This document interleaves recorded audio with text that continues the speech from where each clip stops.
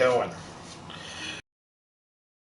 Down these bootlicks in the mainstream media. Professor Black Truth. Finally, at long last, exactly what we've been waiting for. Oh, I have just been pining away, champing at the bit, chewing on my fingernails, waiting for the day that the folks over at the Caucasian Nazi Network decide that they're going to put a few has-been token Negroes on their own show. They corralled all the clowns who they had previously had as just their guest commentators and didn't really ask many questions. You know, the fools who were brought in just to say, what do black people think about that? What do black people think about that? In their pathetic attempts to dictate our opinions to us, finally they've taken these black meat puppets for the white media and given them their own show. Because you guys know how much I value April Ryan's opinion. You know how much I really wanted to see Andrew Gillum become governor of Florida. You know how much I love Bakari's Sellers. And of course, I hang on the every word of Angela Rye with lettuce and tomatoes on the side. Yeah, CNN, just what I always wanted. My birthday came early, and I know you guys have been waiting for this one too. We've all been waiting to see these black bootlicks given their own show, because this is what people really want to see, right? This is not to say that the white media has pulled this stunt without reason. It just goes to show that this is what the impact of the new voices of black media has been. No way in hell that you could tell me that any of these clowns actually excites anyone. What excites the white media is the prospect of fooling black people onto the electoral treadmill, and these four clowns are supposed to be the bait. Well, they chose some rancid, rotten bait that's completely and thoroughly unattractive. I think I'll pass. Yes, sir, ever since Barack Obama slithered out of the White House by dark of night, the white media's been purging the black bootlicks from their airwaves and from their print publications. Yeah, if you were some black person who thought that being white media's token Negro, being their black bootlick who was going to tell them, well, let me go ahead and repeat what white massa wants me to say. If you thought that was going to lead to a retirement plan, you found out the hard way how wrong you were. Nope. White daddy just hasn't been handing out the butter biscuits like he used to. Oh, what is a desperate black surrogate with no prospects supposed to do? Well, the black media began influencing the national discourse, and at long last, the white media has been forced to put not one, not two, not three, but four of their favorite saint Negroes on the same show. Four of them. I got a question for CNN. How many bootlicks do you think you'll have to add to the show before anyone will watch it? Because that's the game that's going on here. I guess they figure we put four of them on there, well, but just by law of averages, one of them has to be interesting enough for people to watch. No, they won't be interesting to watch. No. Roly-poly in that freaking broom closet where he does his little vanity project show. He's been trying the same thing. And yes, I would be negligent if I didn't ask, who the hell has been choosing Roly-Poly's wardrobe these days? Bicycle shorts and some Crocs? Really? Who chooses his wardrobe? Probably whoever was doing Monique Presley's hair that day. But I digress. This is what counts as the loyal black opposition. This is who white media has been picking as their sock puppets to take on the new voices of black media. Yes, sir, you got to look at them like some sort of crooked law firm. April Ryan, Andrew Gillum, Bakari Sellers, and Angela Rye. These are the four horsemen of narcolepsy. If you have trouble getting to sleep, CNN's found a surefire cure. You'll be dozing in no time. God knows when I read the news, I was snoring before I even made it to the end of the headline. This so-called news program, sideshow is what they ought to call it, it's not going to be a news anything. All it will be is mass torture broadcast to the nation. I simply cannot fathom the poor slobs who will actually subject themselves to this tripe. These guys are just a bunch of white media clowns, but I'm not amused. April Ryan is one of the four who's going to be putting on this little display.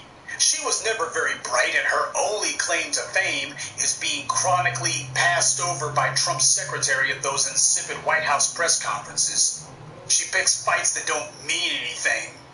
She, of course, will use the show as a platform to push her pathetic book, which seems to be her perennial hobby these days. Being on television means you're supposed to be a somebody in the world of the white media. It means the white media powers that be feel confident enough in your ability to draw eyeballs and to mislead the public that you'll be user-friendly to the advertisers, the big corporations who pay for all this crap programming. That's supposed to mean something. It means you're a somebody. You're plugged in. You've got the confidence of the white powers that be. White power has to really trust you before they'll do all that on your behalf. This is why if you see some Negro who the white media keeps putting on the air frequently, or worse, if they give you a show, that means they vetted you 5 ways from Sunday. Any Negro who you see the white media giving a platform to, that means that they are white supremacist approved, 110% USDA Black Bootlick.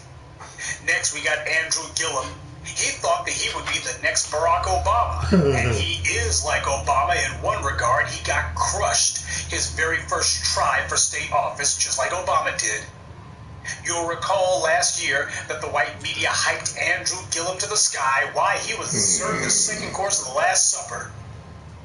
And, of course, he and Aunt Jemima lookalike Stacey Abrams, they were supposed to be the tag team, proving that all those black voters had been successfully lured back to the polls. Oh, yeah, Andrew Gillum was going to be the next big thing. Of course, he and Stacey Abrams turned out to be the next big nothing. And these days, Gillum is fending off a federal probe into his failed gubernatorial campaign. He's trying to raise his own profile statewide by being the official mascot for the Florida Democratic Party. Not for the black community, damn sure not for blacks who came out of slavery, but for Democrats in general. He wants to get 1 million people registered for the Democrats. Well, since nobody has tried to block white people from voting, that means the Dems have already gotten all the white voters they're going to get. And the same goes for Hispanics and Asians. So when Gillum talks about the 1 million voters that he wants to get to sign up to be Democrats, he's talking about black people. Another chump hoping to use us to launch him into a higher strata of utility to white power. Voters who he failed to get the support of last year and ingratiate himself with the white Democratic national leadership who didn't exactly back him to the hill last time out. This is what he's trying to do. And by the way, he says that the most important thing that Democrats can be doing right now, the most important thing Democrats can be focusing on right now is the Supreme Court. Yeah, he ain't talking about our intangibles. You know, if you didn't keep me in the refrigerator as a little kid, Supreme Court. my immune system, See, that's what matters under white supremacy. White supremacy is very sophisticated for those of you who want to deny it. Little bitch. They pay attention to what you say, keep me in but the they also refrigerator pay most of my attention to life what as a you kid, I'd don't have been a say. weak little bitch. And on a side note, who the hell is doing Bakari sellout Andrew Gillum's hair these days? They both got the exact same Because I know my body. close 1 millimeter, half a millimeter haircut. I guess that's the official hairstyle of the useless Negro. And while we're on the subject of Bakari's sellout, as you guys know, he was a state representative for South Carolina. And if you ask what did he do, good question, what the hell did he do? His career, such as it was, didn't get very far. He pretty much was done in politics about 5 years ago, and he's been looking for a second act ever since, desperately looking for a second act. But he's just like that Jim Ford, Tom Ford, whatever the hell that clown's name was, Ford, who you would see on cable news every once in a while. And his only claim to fame was that he was a light-skinned politician. That's the only thing he had going for him. I guess Bakari Sellers figures that he has something going too, but the novelty is worn off. The pat on the head that he got from the white media for at a national level, he found out that didn't last very long and didn't get him very far. Even South Carolina's own Post-Courier reported at age 22, he joined the South Carolina House in 2006. He ran unsuccessfully for lieutenant governor in 2014 and has since built a national profile in his role as a political commentator on CNN. Think about that. Basically, this boy ain't had nothing going for him since 2014. Damn. Only thing he can get is a guest spot on CNN, and mostly he's only brought in to be a Negro speaking about what the racist thing the Republicans or Donald Trump have said today. That's all he gets brought in for. This, by the way, from these guys, you see what's going on here. Just with Bakari Sellout and Andrew Gillum alone. This is a marriage of convenience. Yeah. As a media outlet for white supremacy, CNN has no permanent plans for Bakari's Sellout, which is just as well because he has no permanent plans for them. Neither does Andrew Gillum. So it's obvious that neither one of these chumps are in this for the long haul, even if their political prospects are so low that they got no choice but to be. They're eyeing the exits already. They haven't even taped their first broadcast, and these two are clearly already looking for something else. So what the hell is this about? This is not about them. They're not looked at as the hot new thing. They're looked at as being hopefully somebody who can turn some black heads to CNN and see if they can get us to drink the Kool-Aid. Out of the 4 chumps on this proposed new CNN show, 2 of them are failed politicians desperately hoping to get some media time so that they can mount yet another failed run for office. Bakari Sellers, if he ain't trying to eye the governor's mansion, he's eyeing a Senate seat. Yet another election he can't win. They won't be hosting a show. The Sellers and Gillum, all they're going to be doing is auditioning for their next political campaign. That's all they're going to be doing. Trying to tell voters, trying to come off as smart and wonky as possible as they try to convince people, you know what, I really should be in office, don't you think? No. Don't you think I should be in office? No. Don't you think I should be making policy? No. I mean, really, don't you think I should be? No. And I can promise you the one phrase that Bakari Sellout will be saying more than any other would be, well, you know, if I was writing policy, if I was advising Nancy Pelosi, you know, if I was advising the president, if I was advising such and such, I would say, that's what he would say. You know, if I was the one advising them, if I was writing policy, you see, when I was in the South Carolina legislature, though he makes sure to leave that out. He'll just say, basically, when I was in office, he's going to be real judicious about that. And as for Andrew Gillum, God only knows what kind of foot and mouth disorder he's going to be suffering from in front of the camera. But whatever comes out of his mouth, it won't be anything intelligent. And that finally brings us to Angela Rye with lettuce and tomatoes on the side. Poor Angela Rye. You can smell the reeking stench of utter desperation on that choice. For God's sake, Angela Rye, I mean, her media career, such as it is, has the smell of grisly death all over it. That's not the smell of a rotting corpse. It's just the stench of her resume being handed out all over town. Her Breakfast Club gig has been more sizzled than steak, to put it politely. And we all know that by now she just knew that some cable news outlet would have picked her up and given her her own show by now, but it hasn't materialized. Yeah, that would-be bidding war between MSNBC and CNN never materialized. They ain't offering her squat. She's an also-ran in the world of media. That's a waste. If it ain't for her pulling stunts on Twitter, crying for the TSA and any other pathetic attention-whoring stunts she can pull, then she ain't got nothing going. So as she sees it, this is her chance to raise her own profile, a regular network show. And if she talks over her co-host enough, because you know that's what she's going to be doing, butting in every 5 seconds, and if she attacks the black community, and black men in specific, enough, you know that's what she's going to be doing. She's going to be on the black feminine position, attacking black men full time. So she hopes if she does it enough times, that hopefully some white media executive, some producer is going to see her feckless sucking up to the white media and give her something. And she, from the same panel that never said anything intelligent, Angela Rye, with lettuce and tomatoes on the side, we're giving her her own show on the weekends. She's going to be on the weekend, yeah, but not opposite Joy Reid. That they will not do. CNN's going to attempt to palm these clowns off as being Black America's best and brightest. Get ready to see all sorts of undue, undeserved, ridiculous praise being heaped on these chumps. They are not our best and brightest. They're just the rejects. That's what these guys are. You could call this... I got an idea for the show. I know exactly what the perfect title for the show would be. The Leftovers. That's not merely what their content will be. That's also what accurately describes their character and temperament. What they talk about is going to be what... Well, you've already heard halfway intelligent conversation from Chris Cuomo and Allison Camerata and whoever the hell else they got. You've already had some halfway intelligent commentary. Now hear something from the peanut gallery. Now we're going to get to the plain tomfoolery. Now you get to hear from the guys who ain't got a working brain cell in their heads. This is going to be the political equivalent of American Idol.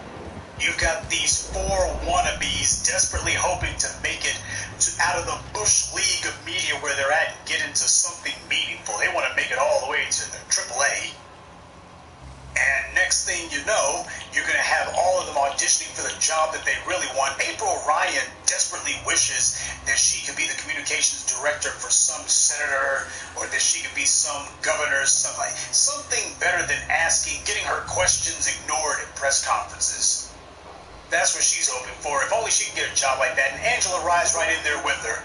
I mean, for God's sake, that White House communications job is, for her, it's so close she can taste it. So you better believe she's going to be doing nothing but giving non-stop free advertisements for all the Democrats, especially Kamala Harris, whoever she thinks that she's most likely to get a job from as the communications director. That's what Angela Rye's going to be doing. So she's going to be bucking for that job hard as hell. And Bakari Sellers, expect to see him taking all sorts of well-deserved cheap shots at Jim Crow Clyburn.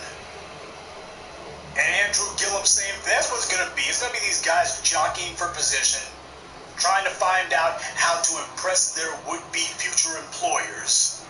And there's not going to be a whole lot intelligent said. And the black community is going to be held up for ridicule because of these four jokers. They don't have the pulse of the black street. They don't give a damn about the black street. They don't know or care what's in our interests. All they care about is their own petty personal interests, which begin and end with, can I get a better job, preferably one in a higher tax bracket? Yeah, I'm sure Joe Scarborough was shaking when he saw this all-chump lineup being announced, but he wasn't shaking with fear. He was shaking from uncontrollable laughter. This is what CNN puts on, and they wonder why their ratings are in the toilet. They see the impact of the new voices of black media, and this is what they choose to counter-program with. This is supposed to be their rocket ship to the stars. And what's the cover story for this idiocy? Oh, there was so much interest in these guys when they were on earlier in the morning. When they were on the morning show for CNN, oh, there was such interest in them. Yeah, well, in that case, then, why don't you go ahead and kick whomever's hosting your morning show out and put them on there? Oh, yeah, that's right, because it ain't about that. That's just the PR line that you're putting out there to justify what everyone can see is nothing more than some token Negroes being given a token job so that they can try to sucker black people back into voting for Democrats or Republicans, or just voting period, even though we ain't been promised a damn thing. You know, a football player doesn't play without a contract. And the same thing goes for the black vote. We don't turn out without a contract, without a deal being struck. That's the way it works. They're going to try to get up there and say, too many people have died. Yeah, and the Democrats didn't do a damn thing about it. Not one of them presents themselves as an intelligent viewpoint on world or domestic affairs. They're just the same old stale Democrats are good, Republicans are bad crap that we've heard for 80 plus years and that we are tired of. We're past the day and age of platitudes. This is the era of tangibles. I don't give a damn about your sympathy. I can't put your sympathy in my bank account. You come up to me, you better be showing me something I can put in my bank account. But you know that's the main thing that these guys are here to get us off of. You can take it to the bank that these clowns will be doing two things. First, they're going to be pushing some sort of black-brown alliance, or they're going to be talking that intersectionality crap, touting how black voters want more immigration, and secondly, talking trash about the black agenda and those of us who are pushing it. They're going to be attacking reparations as a proxy for us. They'll say that reparations should not be money. That's the main thing they'll be pointing out. You know, this ain't about money. You know, there's a lot of problems that the black, I can hear Bakari sell out now. There's a lot of problems that the black community is facing that you can't throw money at. You can't throw money at all these problems, you know. We tried that in South Carolina, and we learned that a lot of it. Jim Clyburn has the right idea. His 10, 20, 30 plan. That's going to be what Bakari's sellout's going to be talking about. And on the one hand, he'll be trying to not so subtly jockey for Jim Clyburn's seat. That's what he'll be saying out of one side of his mouth, out of one side of his forked tongue, and with the other side of his forked tongue, he'll be saying that Jim Clyburn was speaking gospel truth, and that the black community does not need money. We don't need a cash indemnity. What we actually need is a 10, 20, 30 plan, because, hey, there's other folks who are poor, too. So that's Bakari's sellers. I can promise you, whatever these clowns say, it won't be anything that runs counter to the white media line. It's just because normally with these morning shows, you have something very vaguely resembling variance. Something very vaguely resembling a difference of idea, even if it's only a distinction instead of a difference. With these four, it's going to be just a non-stop chorus of April Ryan says something dumb and the rest of them. Bakari's sellout will claim that, well, if I was advising so-and-so, what I would propose is, and the rest of them will go, And Andrew Gillum would say, you know, if I was writing policy, this is what I'd say. And they'll go, oh, that's right. And Angela Rye would say, well, the way that they should have worded it, they should have said, well, my feelings are, and the rest of them go, your feelings, very, very, very important, your feelings. And oh, nobody could have stated it better than you, Angela Rye. Somebody really should hire you to be their PR person, to be their head of communications. Somebody should hire you.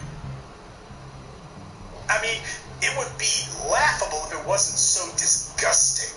This is a slap in the face to the black community for CNN to do this, to take four clowns who have never pushed our agenda, who have never stood up for us, who have constantly been towing the party line for white supremacy, and they've been constantly cheerleading against our interest and trying to undermine us at every turn, and you put all four of them on a show. This is a way of the white media giving the middle finger to the black community, and foundational blacks in specific. This is CNN making sure that their Klan Nazi network bona fides are completely and thoroughly attacked. And we know that all this is going to be is nothing more than a non-stop advertisement for this or that Democrat politician under the guise of Donald Trump is the greatest evil the world has ever seen. Nothing about what black folks are going to get. Nobody's ever going to say, you know what? Nobody should vote for the Democrats unless black folks get some tangibles. You're going to have four Negroes up there and not a damn one of them saying those words. Instead, what they're going to say is, well, you know, reparations, for the people out there concerned about reparations, the black community needs more than that. And if you're so concerned about reparations, well, hell, reparations can be any number of non-tangible things. In fact, the only things that they will actually advocate and express support for will be anything other than tangibles. In fact, you better believe Bakari's sellout, as part of his would-be audition to get Nancy Pelosi to throw him some crumbs and help him try to find a way into Congress, he'll be the first one out there, the loudest and the wrongest, saying that all the Democratic contenders for the president's empty policy proposals are reparations. Why, all the things that they talk about, that counts as reparations. Why, Jim Clyburn and his 10, 20, 30 plan, that's reparations. Everything will be reparations as long as it's not a check. You'll have all four of them up there like the Hallelujah chorus, nodding their empty heads and saying, well, you know, when it comes to reparations for the black community, whatever it is, it definitely shouldn't be a check. We don't know what it should be, though anything the Democrats, contenders for president, propose is good enough, but whatever it is, we know what it shouldn't be, and it shouldn't be a check. The black community doesn't need a check. And of course, what the white media will do is they'll have these clowns in the rotation on instant replay, even on the other networks, all of a sudden they'll become very interested in what the 4 horsemen of narcolepsy have to say. Since they're black, the white media will use that as just being an undeniable certification that they speak for all black people and that what they say is valid and cannot be argued with. Ain't it interesting? You'll have all of these white commentators that you see, even those on the so-called left, they always have some sort of tisk-tisk, or they always have some sort of rebuke for whatever black commentators say. But when these guys get up there and they start arguing against the black community's interests, all of a sudden, even their white counterparts are going to be saying, you know what, these guys, they're onto something. They got a point, you know. You certainly aren't going to be seeing any white commentators on cable news brought on to dispute what these guys say or disagree with them. And it goes without saying that they're going to be attacking those of us who push the interests of black folks who are descended from this country's slaves. We rendered these scumbags irrelevant. We stifled their political campaigns and we made them all but useless to white power. Andrew Gillum in particular, you better believe that bastard's got an axe to grind with us. Even if he wants to deny that we cost him the governor's mansion, and you know that he sees with that, he definitely cannot deny that we danced all over his failed campaign afterwards. He definitely knows about that. So this is their chance to call themselves snapping back at us. They've been waiting to shape their little paper mache sabers, and this is going to be their opportunity. And by the way, it's not going to stop with them. This little traveling sideshow of the damn CNN's going to put on, expect to see a rogues gallery of other black bootlicks, a bunch of other unemployed and unemployable by white power would-bes, a bunch of other also-rans and wannabe black servants for white supremacy. D. Ray McKeeson will be there, Jamila LaPuke will be there, Amber Phillips will be there, Big Bird, hell, even Roly-Poly is sure to be in attendance.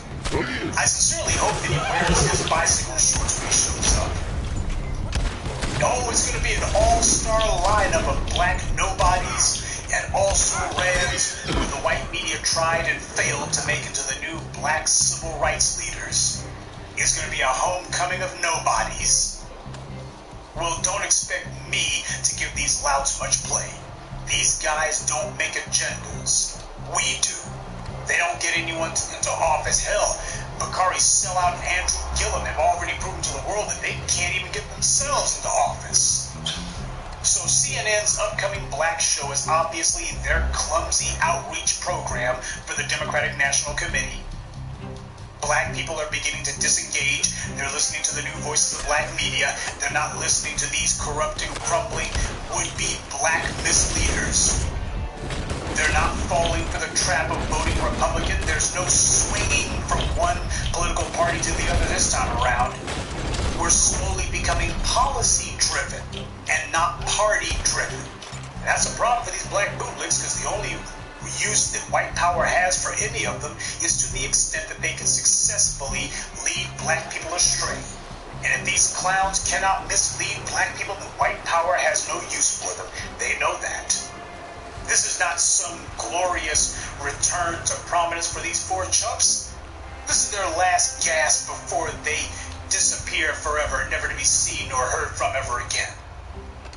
White power has to get us off of the idea of standing for our interests and instead get us back to just carrying the water for whatever white interested party comes along. And the hope is that these 4 chumps will be able to jumpstart that process of fooling us back into a political system that fights against our interest every minute of every day.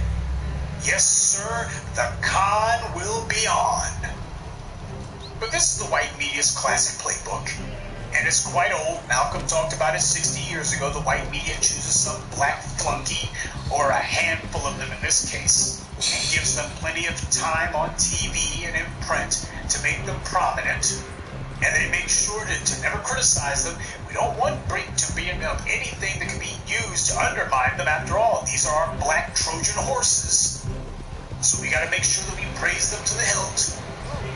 Make sure that we laud them, tell everybody that these guys walk on water, why they're all right. And black people who are used to seeing every black person with the white media covers being escorted infuriated and run into the ground. They'll be just so glad that these poor Negroes are getting a break from white power. Why, that'll be enough to send them into the loving arms of April Riot, Gillum, Sellout, and Rye with lettuce and tomatoes on the side. That's what the game is. That's what they're hoping will happen. And if there wasn't a black media, if the new voices of black media didn't exist, then who knows? They may well have gotten away with it. But we don't live in the make-believe world of CNN. We live in the real world of black empowerment. And in our world, we do have something to say about it. So go ahead, bring it. Go ahead and take your 4 sock puppets, CNN, and you trot these scumbags out, and let's see how much traction they can get for the Democrats between now and the primaries next year. Let's see. Let's do it. Head to head. Let's go ahead and see if putting these 4 chuckleheads on their own show, let's see if that serves as a perfect bait in order to sucker black folks back onto the plantation. Let's see if it works. This is going to be the first big test that white supremacy is going to try. They've already seen that Joy Reid wound up being stopped dead in her tracks. We've already shown that we can cut these Democrat contenders off at the knees. So now it's time for white power to try to prove that they can take us on head on. I welcome the challenge. Bring it. You are not a legitimate voice unless the black streets say so. We didn't choose any of these fools. White power did. We didn't let them dictate our opinions to us. They don't get to tell us what is in our interests. The days of the white media selecting their cherry-picked black bootlicks, these boule burnouts to sell us on the white power line is over. Your sororities that you were part of, which is nothing more than a low-level auxiliary for white supremacy, they're not going to be able to help you. And having some white-led TV show as the lead-in for you, that ain't going to help you. And having some white-funded corporation tell us that we need to listen to you, that ain't how it works. There is nobody, and I mean no freaking body in the black community who is excited about this crap. Nobody who's looking forward to this garbage. This isn't a show for black people. It's not even for black activist opinion. I mean, who the hell is this show supposed to be for? Mm-hmm. It damn sure isn't for black people who actually get up and get things done. That's what the new voices of black media specialize in.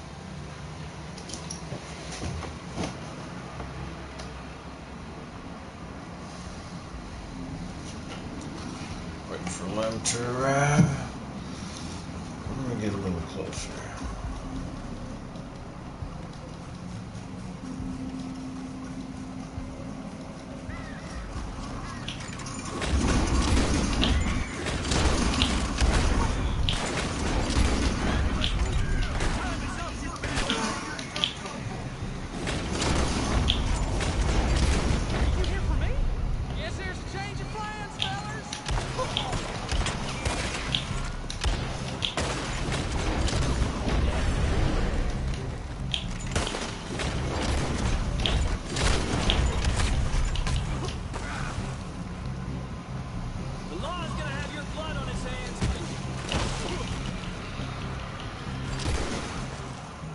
You gonna have a bullet in your fucking forehead.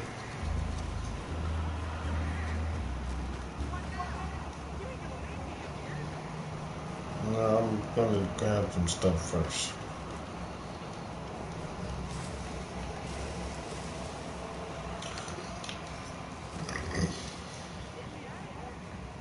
Yeah, just fucking hold on, man. Damn.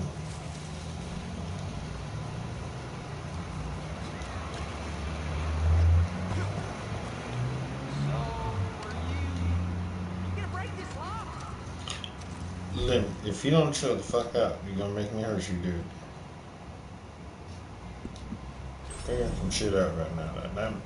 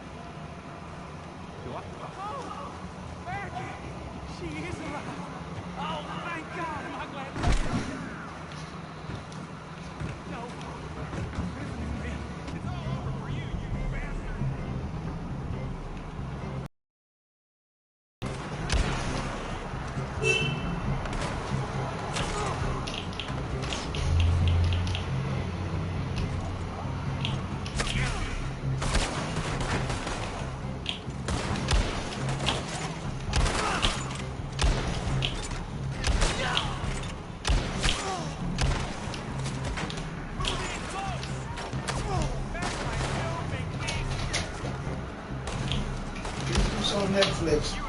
What? Huh? What? Stars Nicolas Cage. Face Off? No. What? What's up when you play that?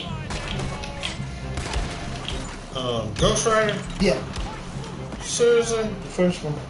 Oh, we got the first one, though. I don't think so. I thought we did. I don't. You see those things that we know.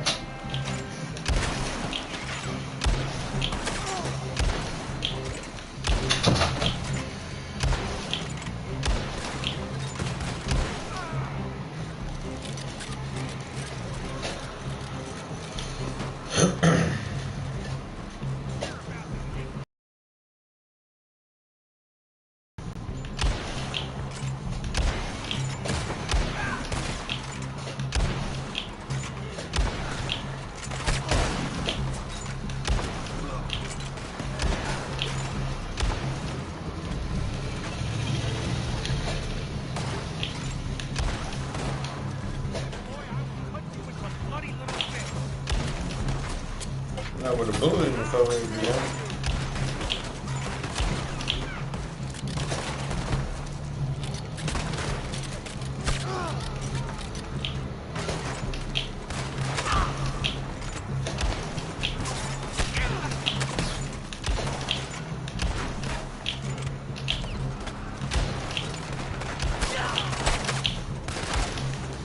Shit.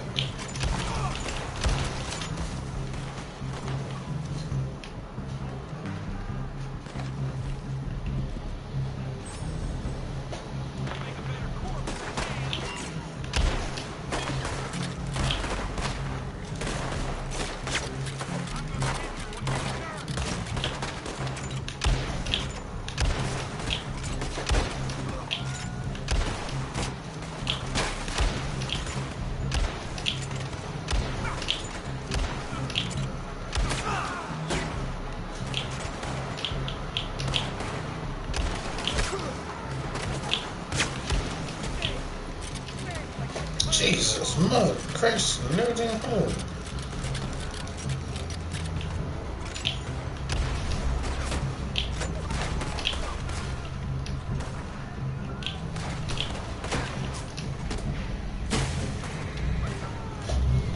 What you doing? Get down.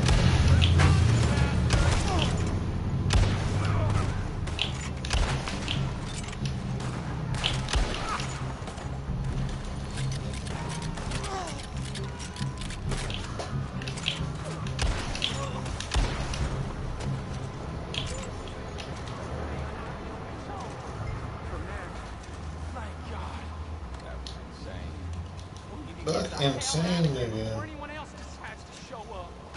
So what's the plan now? You got transport or we on foot? Yeah, I'm picking up shit first. What are we waiting for? Let's get Shut up.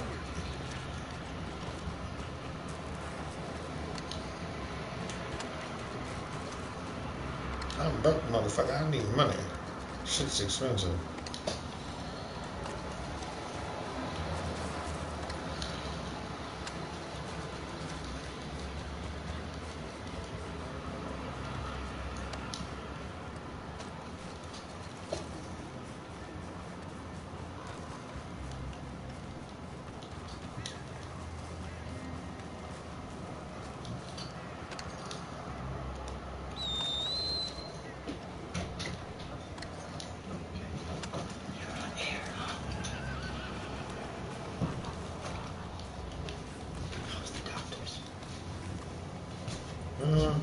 Just getting everything situated.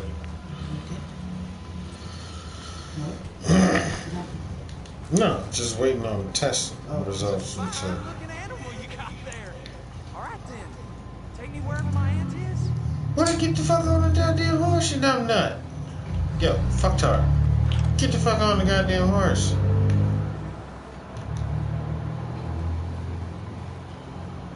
Time you sitting around acting like a damn fool.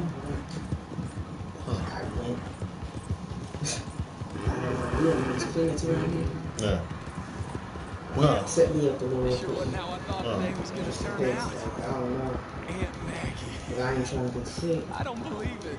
You're in Maine and you get used to a fucking 9-month fucking snow front. That's why they decided to move me to Sissy. Figures Oh, this is just getting your immune system up. one thing to draw her in. Yes, they would. Well, I have to Problem is, about this they shit. always did underestimate. So that's That's what I'm why saying, I told them, I'm just like, I try to get out of it, like, not the job wise, but get going to the freezer. It's like, to be honest with you guys, I work in respiratory companies, and Yeah, it really that's shouldn't gonna be in a I shouldn't be in cold. Well, working in a cold environment like that. And then you got- They don't give you like a face mask or anything, huh? Like you just go in there with. They give you all the gear. Oh, so you got a face mask on? We can handle Yeah. it. Once Higgsy was after So us, everything's in my we just locker. couldn't get off the back foot. Is it like the face mask? No, the half of it, it's not half, but yeah, the whole face So, mask. oh, it's just this No. part or is it the whole face? This is gone. This is out the circle, so your ears are covered, and so just imagine your eyes, your nose, your mouth is not covered, but everything else is. That's fucking stupid. Well, this part is too. Your focus is. That's stupid. You gotta see, but it's stupid. Couldn't do nothing but watch. No, because it's not like the one where it's almost like a gas mask or like to where it looks like two eyeballs. Like, because the ones I'm used to is one that literally from forehead all the way down to your chin. Like that's the face mask. Like you're totally cut off from any type of. No, it's not that. Nah, that's not gonna work. I'd rather just go get my fucking face mask and be like, yeah, if y'all motherfuckers need me to work overtime, goddammit, this stays right here with my name on it. No one touches this shit. Like I change filters and all that shit. Okay, you We got our serious? own. We got our own forklifts, but we can't use our assigned forklifts over there. They use different ones. So I They mean, use, you know, the ones that we remember the day I was telling you, hey, I gotta go train on the forklift. Yeah. We use those ones. We don't use the remote ones because we have to go to like 3 different floors. and they need to make sure And you it's smaller. see. Yeah. Oh, so just more maneuvering, and they can't Yeah. just send a bot because the bot be like, I have stuff on my head and I don't see the peripheral to where am I going up? Am I going down? Do I go left? Am I going right? Like, great. Can't you see? No. No, there's nothing hovering, anything. No, like with they have like the added the automated ones, like the bot depending on the, because it's all about the picture frame. Depending on because So, they don't imagine- have peripheral. Okay, so imagine a truck without the bed, just the back Yeah, part. just the Then you feet, have- just the feet and the tires in the back. Yeah, so it's like I'm drawing pictures of the first one is just this and the little car with the wheel or the whatever they Yeah, have. really little Okay, compartment. the second one is the same way with that, but it has a little cage. So just in case the shit don't fall on you. And So then, you're protected to a certain Yeah. extent, but 'Cause- not depending on how. If it exceeds a certain weight, your ass is still getting crushed. Yeah, because right. it ain't like steel and reinforced. It's just like it's a box. It's there. It's to where you're separated. yeah, and then like so the cage for our department, we have one with the cage because we build shit about 7 feet high. I build shit about 7.2. Fuck that. I need that back one to be real sturdy, especially if you go into juices. Huh. Especially if you go into juice. Because that'll keep it stable. Is Yeah. that back? So I build it Cheers! for like, okay, say this, say there's so go into juices. Not all the boxes are the fucking same. So if they be like, hey, Because you got pick- different shit. Right, so if they be like, pick 5, I'm like, okay, let me get my base first. So I got 4 boxes, 4 corners. Let me put 4 boxes on this one. I mean, 1 box here, 1 box there, 1 box there. Boom, that's my base. Right? Yeah. So then when I put a cover sheet on it, it'll be okay. Yeah, you got stability. Right. So then the next layer, that's what I do. The next, I have put another cover Don't sheet they on always it. ask you to get different shit? Huh? Don't they always ask you to do different shit? Or Yeah, do they dog. You got dog food trip. You got a mixed owl where nobody fucking likes, where it's fucking stack the different big shit. ass shit with remember the pickles I was talking about? Yeah. The jars of pickles. You got Is it shit. plastic or glass? They're glass. Remember I told you I broke one? They're glass. What else? I don't know, everything's in a box. Some things are in a box. So you got the Gatorades, you got the small Gatorades, the medium sized ones, you got the big ones. It's like, oh my god. But the tops don't, you know, the Yeah, because they're designed different to You where gotta fucking play the necks aren't Tetris like with this shit. fucking stability. It's like you can't put too much pressure on them bitches. Or if you can, because the majority of them are in boxes. I mean, No, to a certain extent, depending on if you feel like the packs. Because then you got the boxes, then you got the packs, and then you got like the 6 packs. And that's like, that's exposed necks. I always say put those on top. well, Depending the on way the I do it is like jigsaw, you know, like fucking yeah, filling yeah. in the spots. Yeah. So if I see the spot that's open, let me see if this fit here. Oh nope, it can't fit. Okay, just throw shit on top. And then this lady was all like, you know, it's kind of too high. I looked at that lady. I said, look, if I can touch it with my fingertips, then it's not high. She said, well, your arm expansion is bigger than mine. Exactly, I know. She was all like, okay, well, I'm just letting you know. I was like, well, no, I appreciate it. Just, you know, you let me know because you're trying to be a stickler. Right. That's and I figured, point was. and I also figured out that, like in the morning, like no one talk. Well, I talk to the headsets, but nobody really talks. No one really talks, but because people are coming off their fucking 4 days. Well, that and I told you this is methamphetamine and fentanyl state. So like white people kind of like not. It's like they're not really there. They're in zombie mode in the morning. Or they hide as fuck, hide. Either the fucking what is it called? Fucking not Seroquel. Fucking it's these little tabs they fucking take, and it's like a clinical form of it. No, it's not a pill. It's like a fucking. It's a tablet. No, it's not. It's a tab. It's like strips. Sure. No. I know what you mean, but. Yeah. But no, it seemed like everybody in there just on the weed. That's what it looks like. Well, they do that after because they're not trying to like be fucking Someone got piss tested. Yeah. Random, but they fired. They got fired. Yeah. I was like, you're stupid. Why are you smoking anyway? Well, I'm just trying to. You can't smoke. They say they can't get you for weed. They can't get you, but if you are working high, that's different. You fuck up, yeah.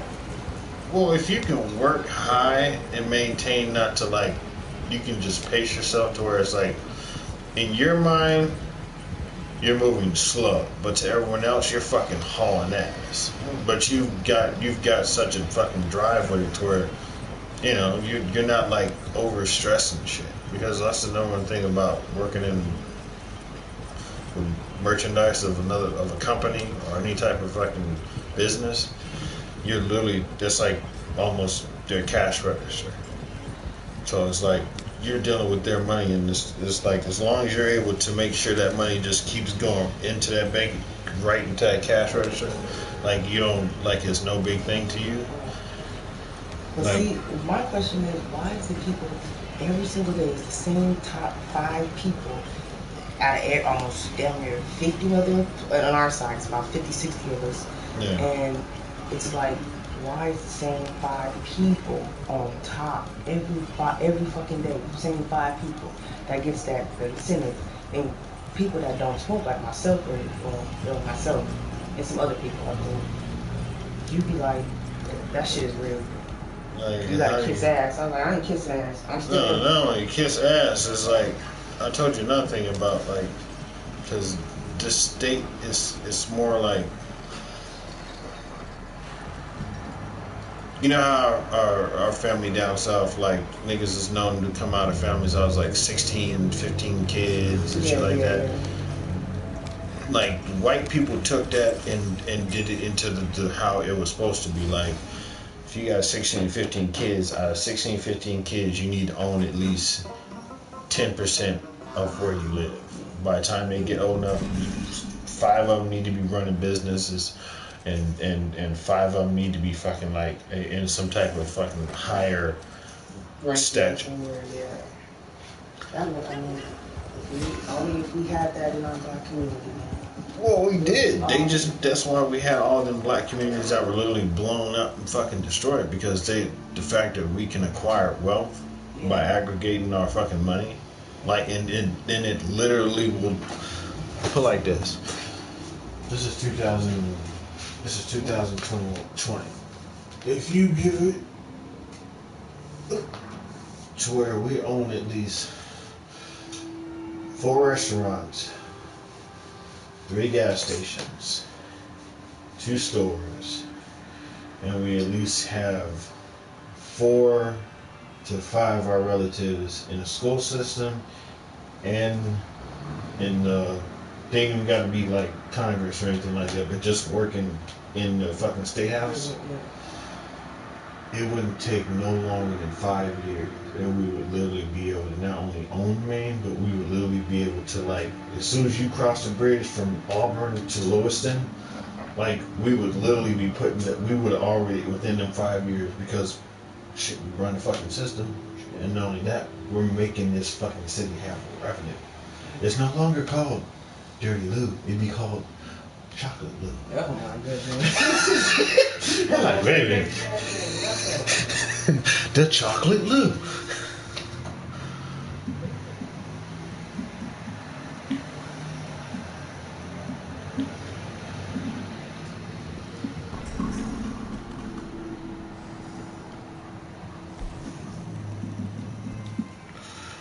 What's your perfect help? I got one on tonight.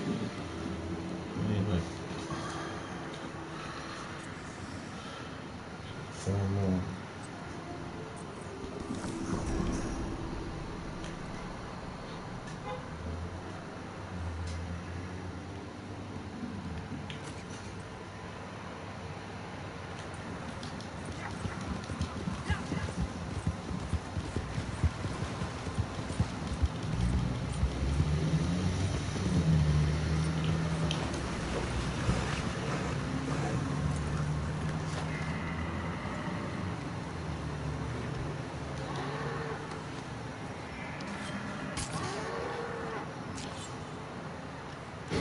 Go to sleep.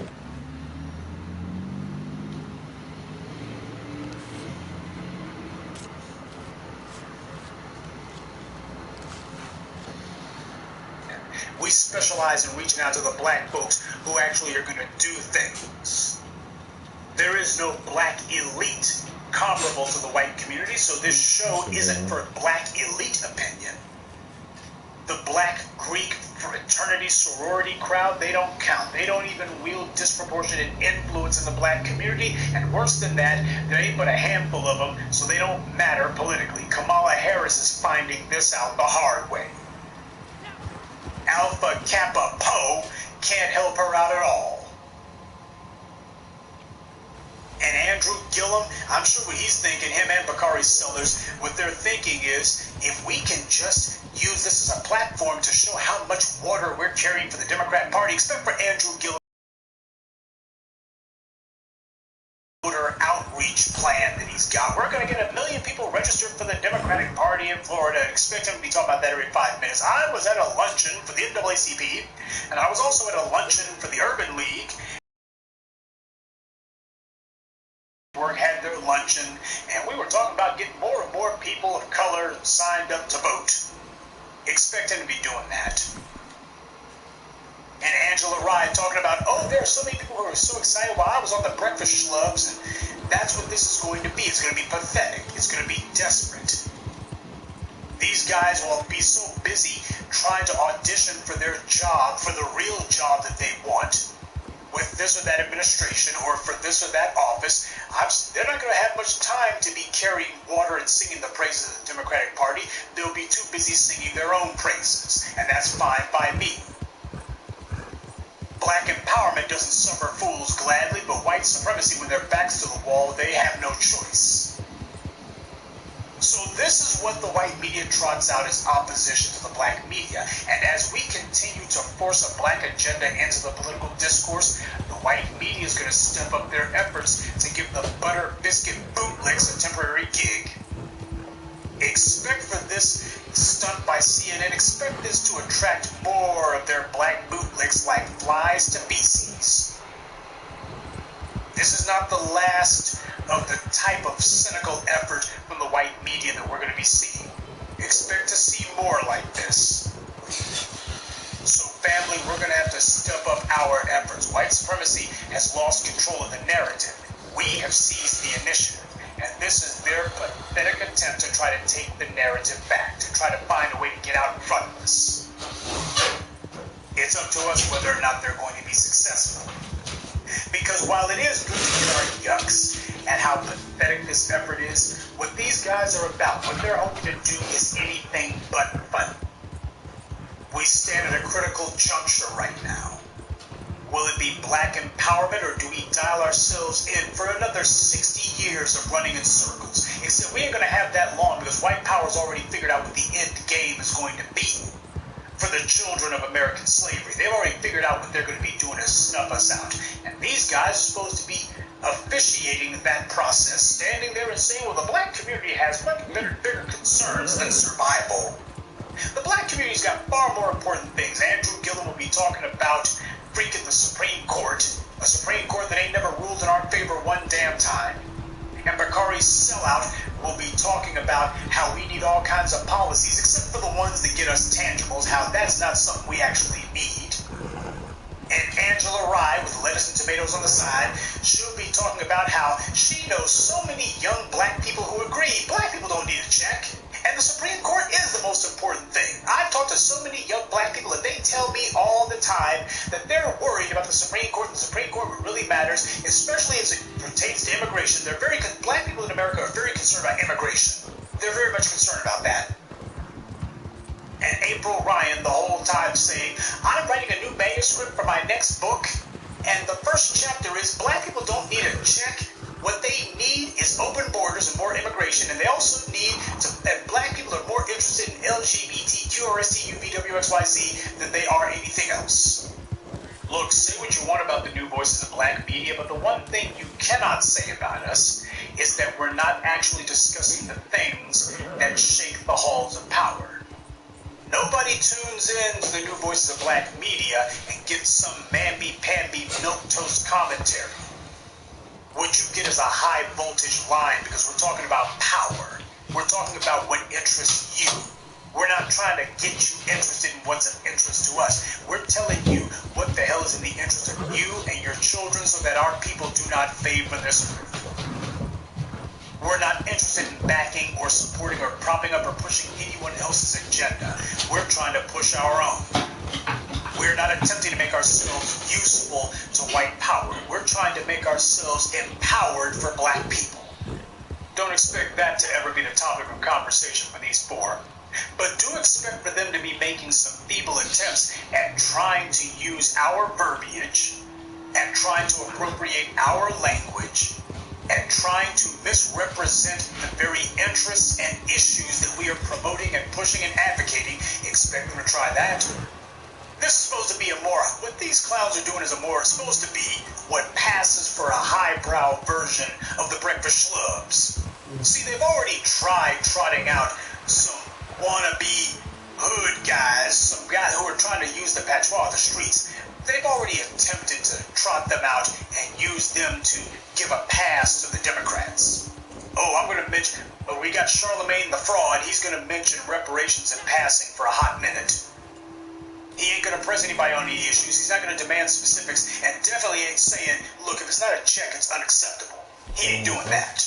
Just whatever they say, that's good enough. And the same thing goes for clowns like Big Bird and Joy Reid. See, the breakfast schlubs, they figured that they were going to get away with that. We'll bring the Democrats on and we'll mention reparations, and then whatever they say, we'll accept it. Fuck that. That didn't work, so they went ahead and took one of the breakfast schlubs, Angela Rye, with lettuce and tomatoes on the side, and they're putting her on another show. Now, it didn't work when it was her, Charlemagne the Fraud, Ebro, and DJ Penis Envy together. That didn't fly. That didn't fool anybody. Nobody was drinking the Kool-Aid on this one. So now they're putting her together with April Ryan, Andrew Gillum, and Bakari Sellout, and apparently they think that's going to fly. Apparently, if we maybe we just had Angela Rye surrounded by the wrong company. She couldn't do any real traction for white supremacy on the breakfast schlubs. Maybe we threw her in with the wrong crowd, so we'll go ahead and put her over here with these jokers. Maybe this will work. Maybe somebody will be fooled. And you better believe they're going to be sitting there doing everything that they can to try to appeal to the black church-going crowd. You know, the black baby boomers who turn out to vote regardless and can't put you over the top. And Angela Rye will be sitting there trying to use a little bit of urban vernacular, and Bakari Sellers will be trying to sound like a preacher man straight out the choir. I've seen their little shticks before, and it never fails to disgust. Their target is going to be younger black voters in the hopes of trying to make the Democrats seem like, oh, we can identify right with you. But we also need to understand there's a political reality, and the reality is you shouldn't be demanding tangibles. You should not be demanding tangibles. What you should be demanding is something that's of interest to everyone because, well, when it comes to black people, it's not supposed to be specific. It's supposed to be specific for gays and lesbians. It's supposed to be specific for immigrants. It's supposed to be specific for Jews. It's supposed to be specific for Hispanics. It's supposed to be specific for disabled people, veterans. You know, it's specific for them. For black people, especially those who came out of slavery, not supposed to be specific. Why your interests are no different than everyone else's. Well, in that case, then go ahead and tell the immigrants that, you know, hey, those of us who came out of slavery, our immigration status is totally stable and just fine, and your interests are no more important than ours. Go ahead and tell that to the immigrants. Go ahead and tell that to the LGBT crowd. Tell them that their interests are no more important than ours. Yeah, that's probably not part of the discourse that's going to come up. They're not going to say that to them, but they will say it to us. So, family, this was coming down the pike. These sock puppets for white supremacy, they're going to be attacking the black agenda, and they're going to be taking slick shots at us obliquely, though don't put it past Bakari's sellout, and especially Angela Rye, with the lettuce and tomatoes on the side, to get a head full of steam once in a while and decide to take direct aim at us.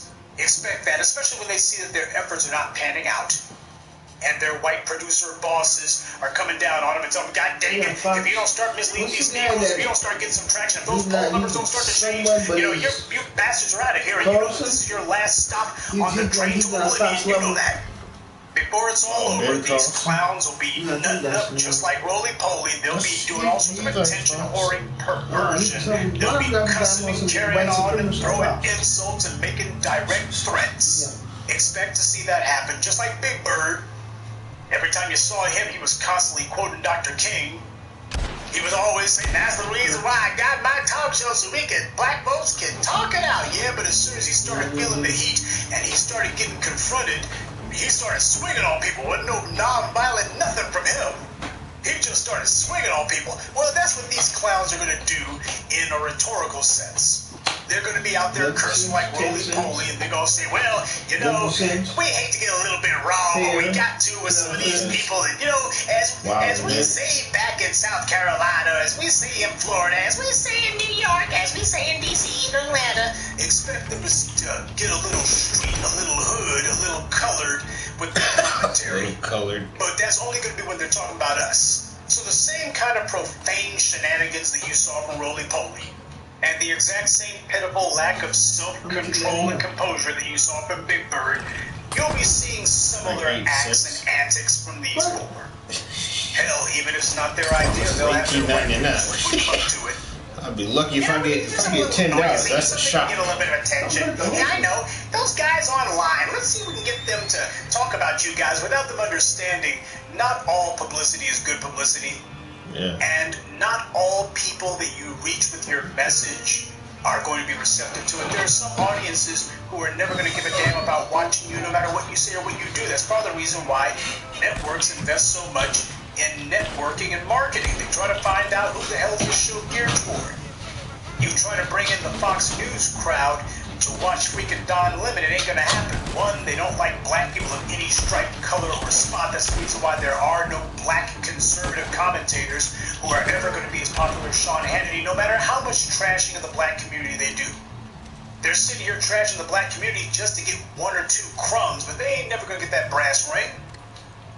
They're good white right compatriots that they're trying to get the attention of. They can't stand looking at them. But the same thing also goes for the white left.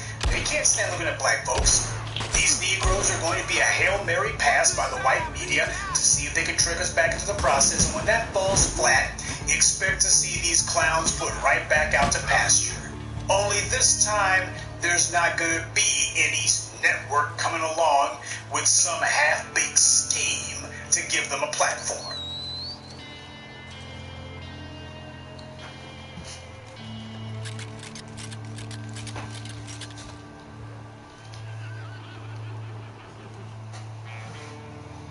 Dr. John Henrik Clarke talked about the role of the bastard as a factor in world history.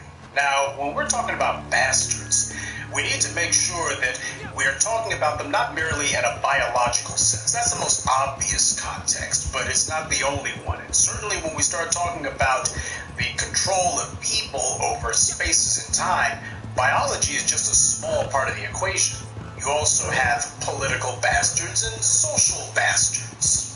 And that is exactly the reason why those of us who are the descendants of America's slaves happen to make it clear that we're not trucking with that whole immigration thing. That ain't got a damn thing to do with us. This is going to be a rather hard conversation to have. Not hard in the sense of difficult, but hard in the sense of severe. Now, I think I need to say from the outset that I'm going to be making a couple of generalizations. Naturally, this is not meant to say 100%. This is meant to say that there is an overwhelming majority of individuals, a contingent, that we're going to be referring to. I'm going to be making some sweeping generalizations regarding immigration and immigrants in general. And yes, this is going to also include the ones who happen to be African immigrants. We're talking about, when I say African, I'm not meaning simply from the continent. I'm talking about anybody outside the continental United States. This is going to be a hard conversation, but it's one that needs to be had because this is going to be defining the context of all of our conversations. It's going to be defining the discourse going forward.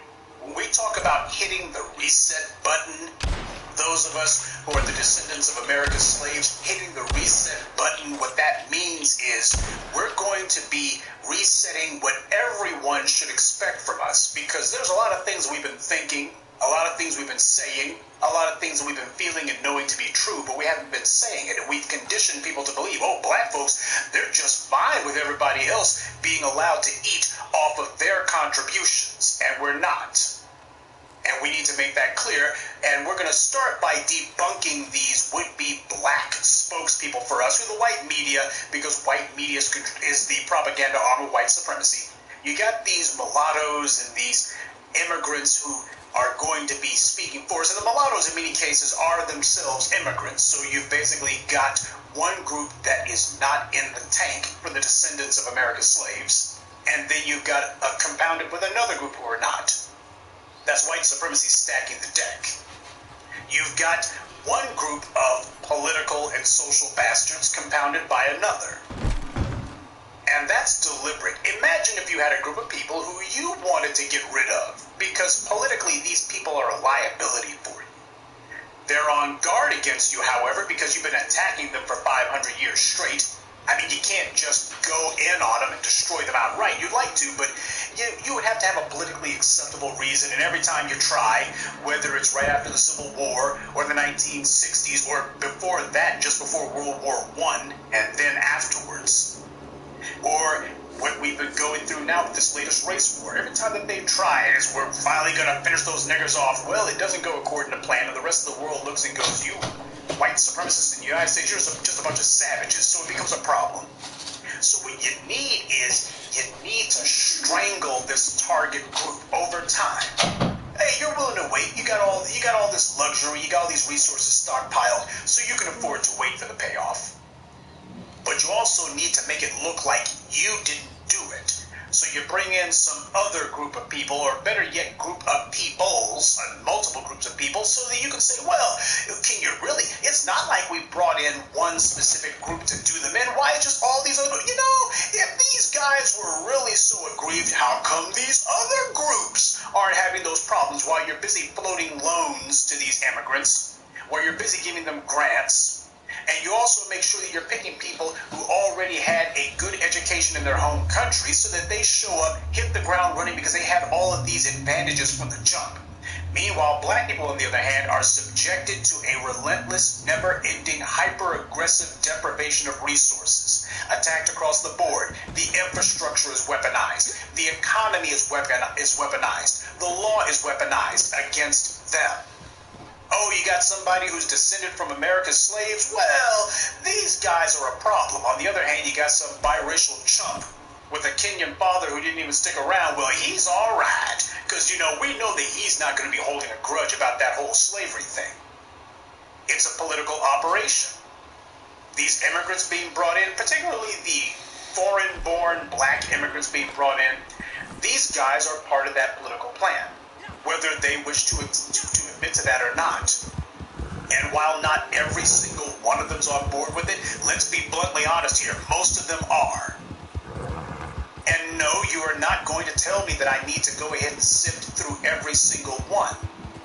This is not me necessarily making some unjust generalization. That's pattern recognition, because we've been seeing it across the board, not just in the Deep South, not just in the Midwest, not just in the East Coast, not just the West Coast, but it's been across the board.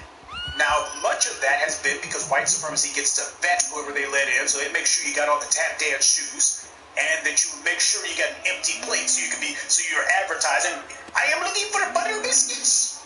Will tap dance for butter biscuits? Okay, we get that. But another part of it happens to be there are some inherent issues that some of these foreign-born blacks have before they even show up. A little bit of insecurity, a little bit of, dare I say it, inferiority complex. Because if you look at who has defined what the global consciousness thinks of as black for the last 150 years, it's been just one group of people. The descendants of America's slaves. That's who it is. Nobody else. Name for me one Afro-Brazilian of note. Yeah, Brazil's got more black people than anywhere else outside of Africa, but name them for me. And yes, there are plenty of Africans who are in India, but can you name any for me? Can you give me any names? And when it comes to Africa itself, basically you only know Nelson Mandela. That's it. If you're an African scholar who actually looks at history, you might be able to name Haile Selassie and a couple others, but let's be honest here. The ones that you're naming are dead. And many of them, the last time that anybody mentioned them was like 100 years ago. Can you name something more recent? This is something that bothers them, because as far as they're concerned, for a lot of them especially, there's something that immigrants in particular have. Part of the reason that they have trouble letting go of whatever their home culture is because it's pride. They have to admit that the places that they came from are essentially failures. If they weren't failures, you wouldn't have left. Or they have to admit that there was a failure of citizenship, a failure of character on their part. Otherwise, they would have stayed and said, no matter the odds, no matter the hardship, I'm going to build this place up. But they didn't do that. They decided to leave. Now, I'm not going to knock them for the leaving part. At the end of the day, people leave for a multitude of reasons. But if you had to leave the place that you were at, and you didn't decide to dig in your heels, that means your roots weren't so deep. Be honest about that part. It also means that you didn't think of home as being worth building up. Be honest about that. Okay, fine. You decided you wanted to switch teams because the team that you were on apparently wasn't winning fast enough for your taste. But when you show up somewhere else and you decide that you're going to dump on the individuals who were there in this new place that you're at, especially the individuals who happen to pave the road that you're walking, then that is a problem. We go beyond a mere failure of character. We go to somebody who is a failure as a human being. White supremacy has made it their MO to import in all sorts of people who are going to flood the descendants of slaves. And this gives you cover to say, well, these black people no longer matter. That was a big deal 15 years ago when the white media started saying that Hispanics have surpassed African Americans in the population. That was them saying, well, basically, we're advertising to you black people that anything you have to say isn't important, as if they were tripping all over their shoelaces for us in the first place. But we see how long that lasted. We see how long black people remained irrelevant. The white media was celebrating, basically saying, now we don't have to hear anything you descendants of slaves have to say. Yeah, we see how that worked out. Ain't nobody heard from us very much lately, have they? to say was that the truths that black people have been saying, the truth that we represent no longer matters. And they have a phalanx of bought and paid for bootlicks and professional white ass kissers. Roland, Reed, and Rye are just three of them. But you got these clowns, and all of them have very recent immigrant roots. People like Issa Rae, very recent immigrant roots. That is no coincidence. White supremacy chose them for a reason. And yet, even the ones like Angela Rye are mulattoes, but the truth of the matter is, as far as she's concerned, she ain't like the black folks in the United States. Not the ones descended from America's slaves. She ain't like them. She's smarter than them. Better than them. That's the way that she sees it. And it's her job to lead these poor, ignorant folks. After all, they're just a bunch of barefoot, washfoot bastards who just walked off a sharecropper's farm yesterday. That's how Angela Rye sees things. And that's how Roly-Poly with his Haitian behind sees things. And that's how Joy Reid with her Jamaican God knows what ancestor sees things. That's how they see things. That's how they see us. They wouldn't even be here if it wasn't for us. They damn sure wouldn't have their positions if it wasn't for us. Even if the white media wasn't a digital clavern, these clowns are only in their position because white media needs them to try to lie to us. So they wouldn't have anything if it wasn't for us, no matter how you look at it. Angela Rye wouldn't have a damn thing if it hadn't been for Amber Phillips deciding to run her mouth. And yet, look what their reaction has been, this hostility. Angela Rye took it upon herself to say that she can't understand why it is that black folks don't understand that all black folks are immigrants. No white politician would ever say that. You can't think of any white politician who's ever said that, can you? There hasn't even been a Democrat who's tried to say that. Hell, you haven't even had any of these fuzzy-headed liberals who have tried to say that. So you don't have any liberals saying it. You don't have any Democrats saying it. You don't have any left-wingers saying it, but Angela Rye said that. Now, you know that she's nothing more than a sock puppet with with the left-wing white supremacist hands up her bony behind. You know that. She just says what they want her to say. So those words came from them, didn't come from her. She ain't got a thought in that empty head of hers. I wouldn't give her that much credit. So she's saying what her white handlers want her to say, which is black people need to get behind this immigration thing. Yeah, let's prioritize everyone else's interests except ours. That's what it is. We have to balance the taken with the given. And that's what we're going to do on this immigration thing. Oh, what do you think about immigration? Well, I support immigration to the extent that the immigrants have supported us. I see a lot that they've taken from us. I see a lot how they've benefited from us. But when I look to see what it is that we've gotten in return, nothing. Oh, I see how they insult us. That I definitely see. But when I look to see how it is when they show respect, not at all. Oh, except when white supremacy's got his foot up their behinds, then all of a sudden they're trying to figure out how to swing off of our coattails. Then all of a sudden they're trying to get white supremacy off of them. We have been protecting these immigrants for the longest time. Amadou Diallo was not one of us, but we stuck up for him. Abner Louima was not one of us, but we stuck up for him. Patrick Dorismond was not one of us, but we stuck up for him. Akai Gurley was not one of us, but we stuck up for him. There's a number of these guys, these foreign-born blacks or these recent immigrants, first or second generation, who have been wronged by white supremacy, and those of us who were the descendants of slaves, we stuck up for them. The children of America's slaves stuck up for them. But how many times have they returned the favor? Let's just be honest here, because we can't change the situation until we first admit that there's a situation that requires changing. All this stuff about trying to flood the descendants of slaves with as many pliable, flexible, obedient immigrants as possible, this plan's been in the offing for over a century. Marcus Garvey talked about it. The flood of European migrants at the turn of the 20th century, it wasn't because American manufacturing needed labor. They had plenty of labor. It was because the white population needed to import some reinforcements. Black numbers as a percentage were on the rise, the white numbers were in decline, and this was before World War II. Now, what we're doing as the black people who are descended from slaves, we're instituting a political litmus test. And it is one meant to benefit us because everybody else has been eating off of us and benefiting from us, and they have not been returning the favor. So what's happening is, yes, there is indeed a hardening, a coarsening of our standpoint toward everyone else because we've given them every chance that there is. For over 130 years, we've been waiting to see if these immigrants were going to return our kindness, going to return our support. We have always recognized the humanity of all. Not a damn one of them has recognized ours. Everybody thinks that we're supposed to be their rhetorical and physical punching bags. And these other groups, they're only too happy to try to get some crumbs off of white supremacy's table by playing the game of, oh, we know what it is. There's a racial pecking order, a racial hierarchy, and we're going to help you. We're going to help white supremacy to maintain it. Not all of them have been on board with the bull jive, but the problem is most of them have.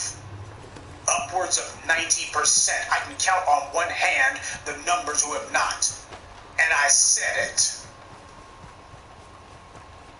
We're going to put in place a political litmus test, one meant to benefit those of us who are the descendants of slaves, and no, you don't get to grandfather clause yourself in.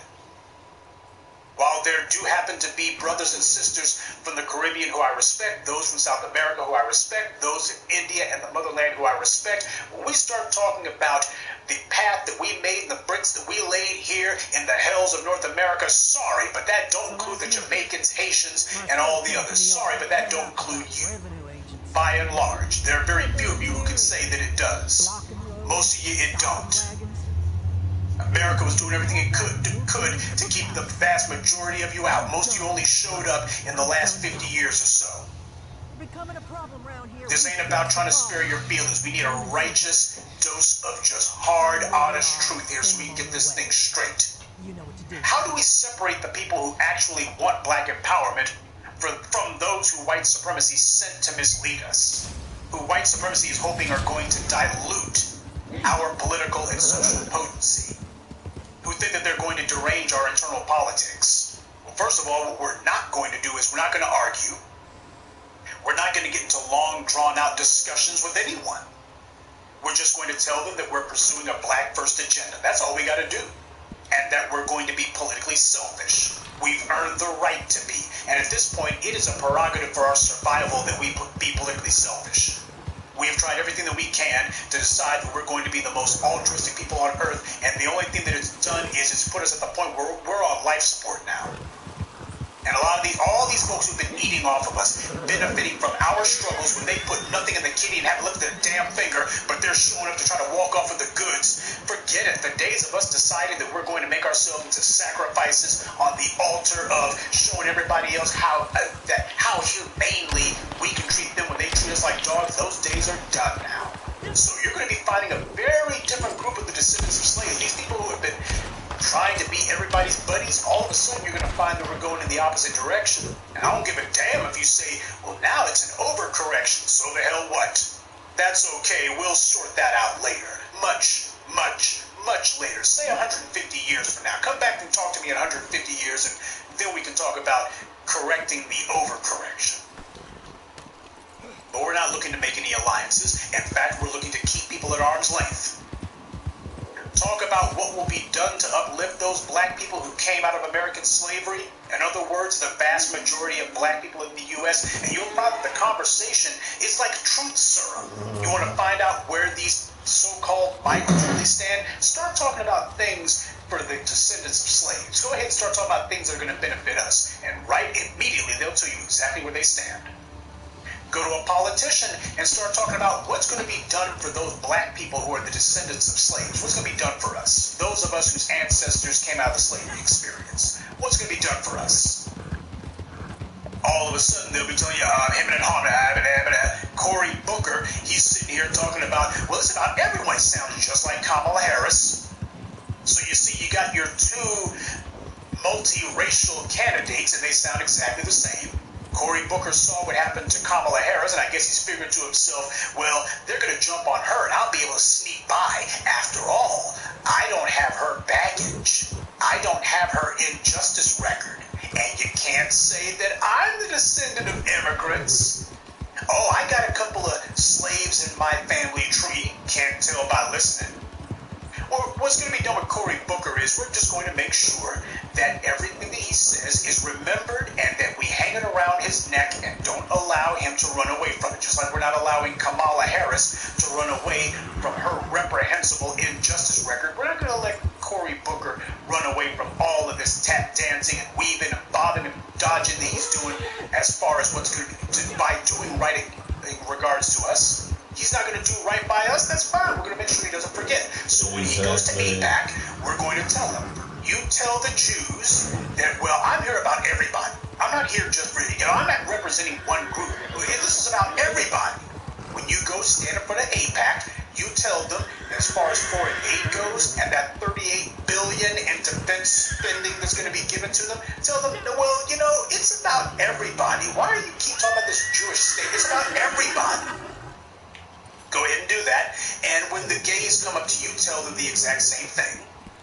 And when the Latinos and the immigrants come up to you, go ahead and tell them the same thing. It's about everybody.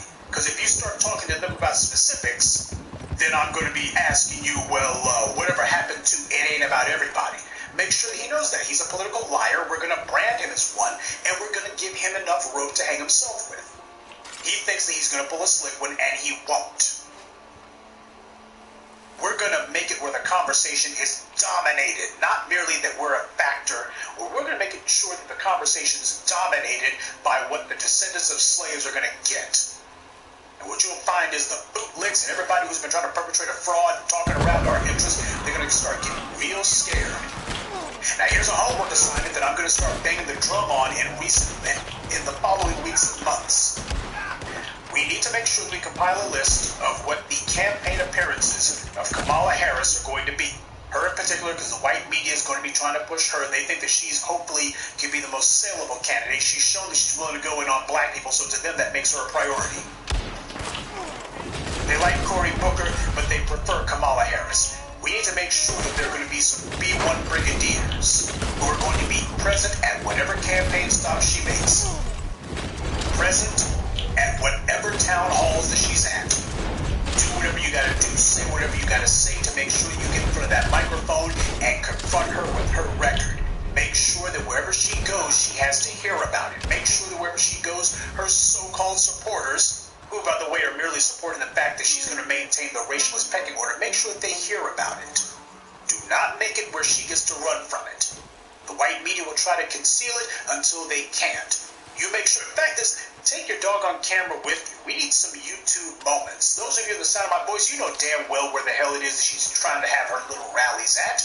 And we're going to start compiling a list so that so when she goes on her little deception tour, when she decides it's time to roll out the lie express, we're going to be ready to roll out the welcome wagon. That has to be a priority for us. You want to know why it is that the Hebrew Israelites were able to get their names in papers? Because they actually got in white supremacy's faces. Whether you agree with the Hebrew Israelites or not is irrelevant.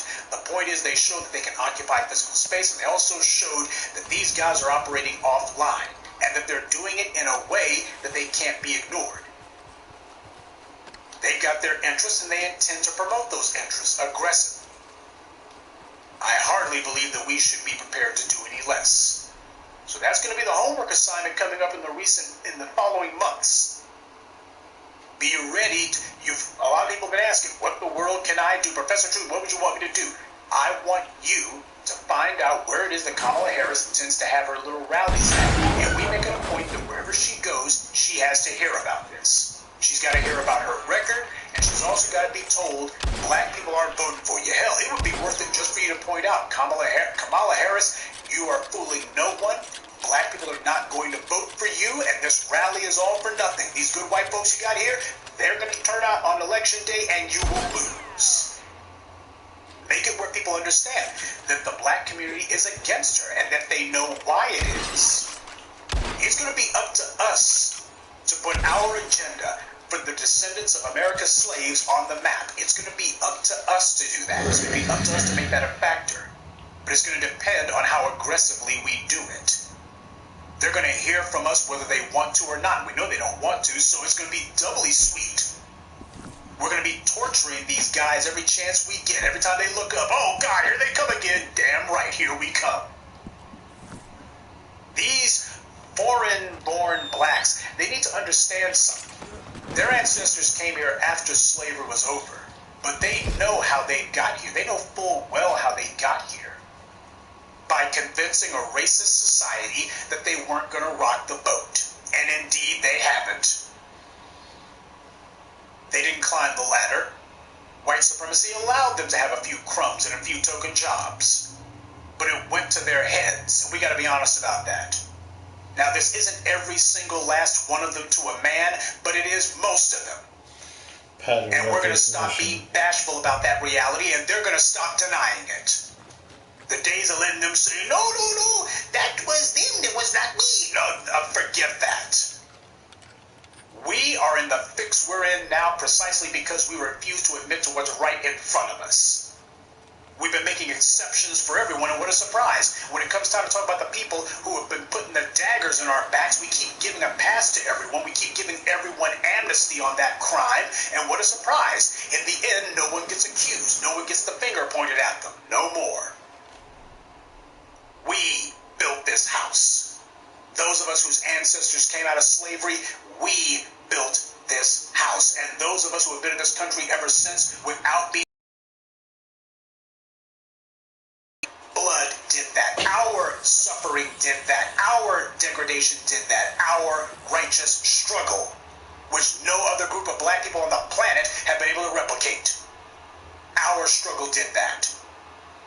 When South Africa wanted to break the chains of apartheid, it was black folks in the United States who said, we're going to put the arm on the Dutch occupation government there.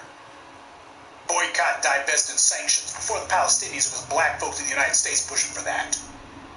When Mussolini ran his jolly flabby behind into Ethiopia, it was black folks in the United States who said, sign me up, we're going over there. Okay?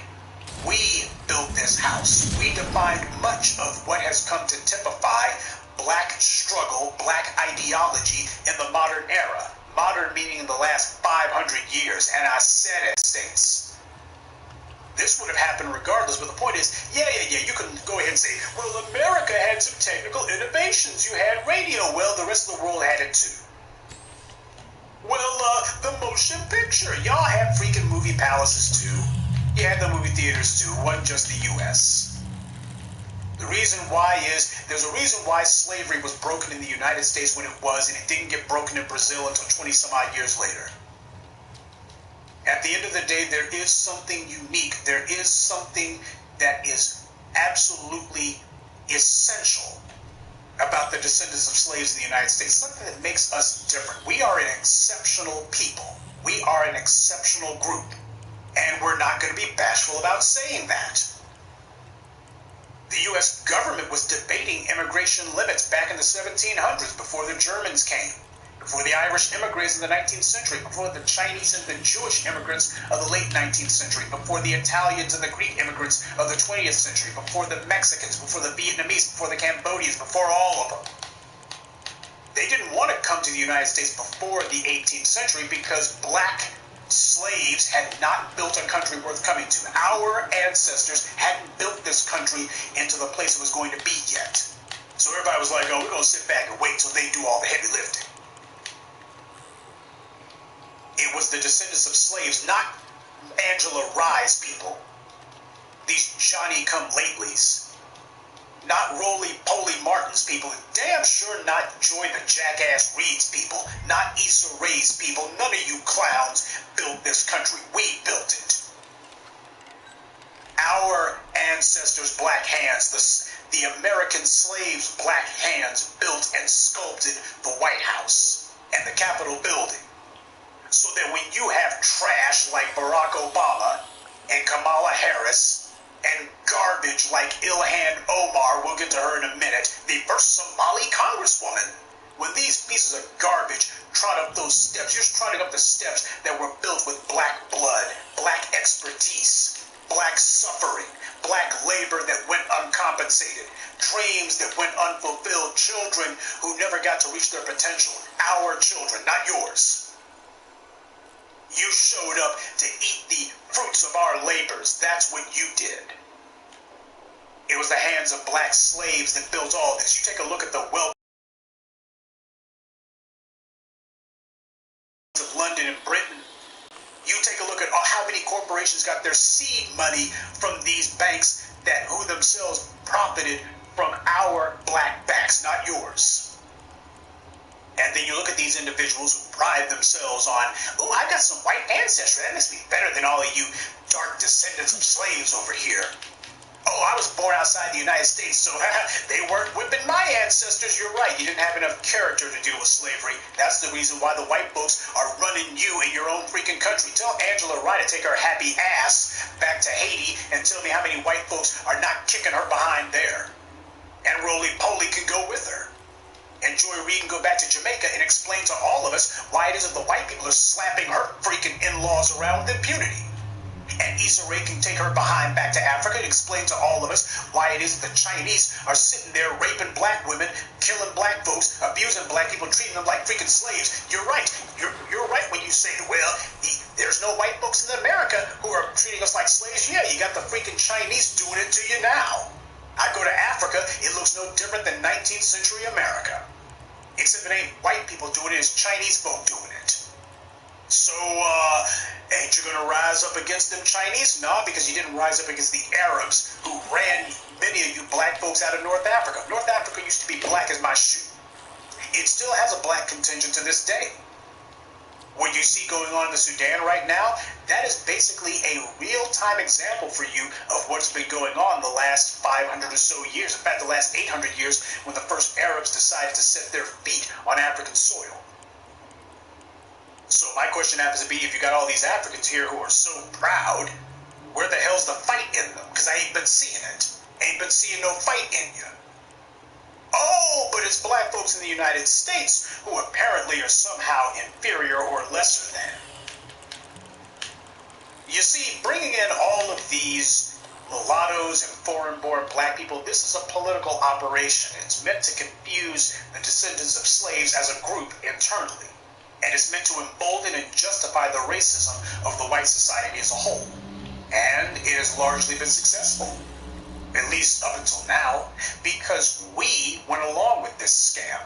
We spent so long watching these phony Negroes talking to us that we never bothered to ask if maybe they weren't one of us. We never bothered to ask. We never checked their credentials.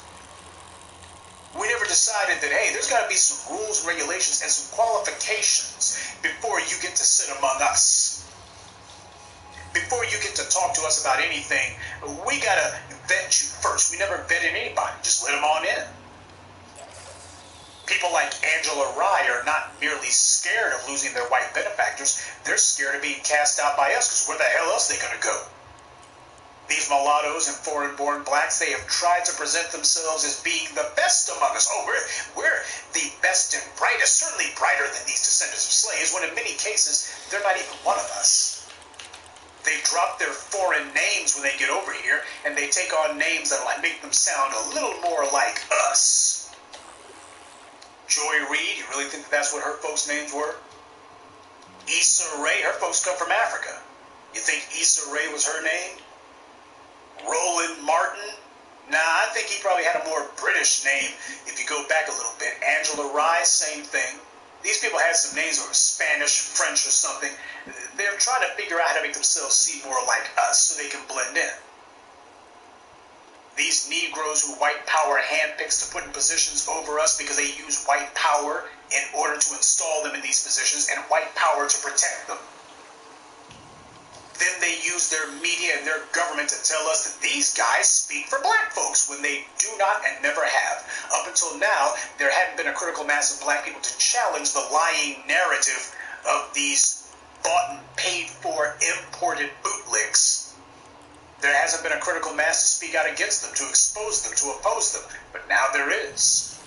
And this would-be talented temp, this self-appointed group of black spokesmen who spoke for no one, now what's happening is they're finding themselves being thoroughly and completely delegitimized. Now, if they're supposed to be spokesmen for black folks, then why is it they're fighting against us? Because that's their job. And that's what I want them to do. I want these guys to argue with us. I want them to attack us because I need black folks to see them doing this so you can understand this is what they've done all along. These guys were trying to think to themselves they were going to dictate our opinions to us because they'd gotten away with it for so long. So now we are forcing the issue. We're making it where they have to show their cards because we won't allow them not to.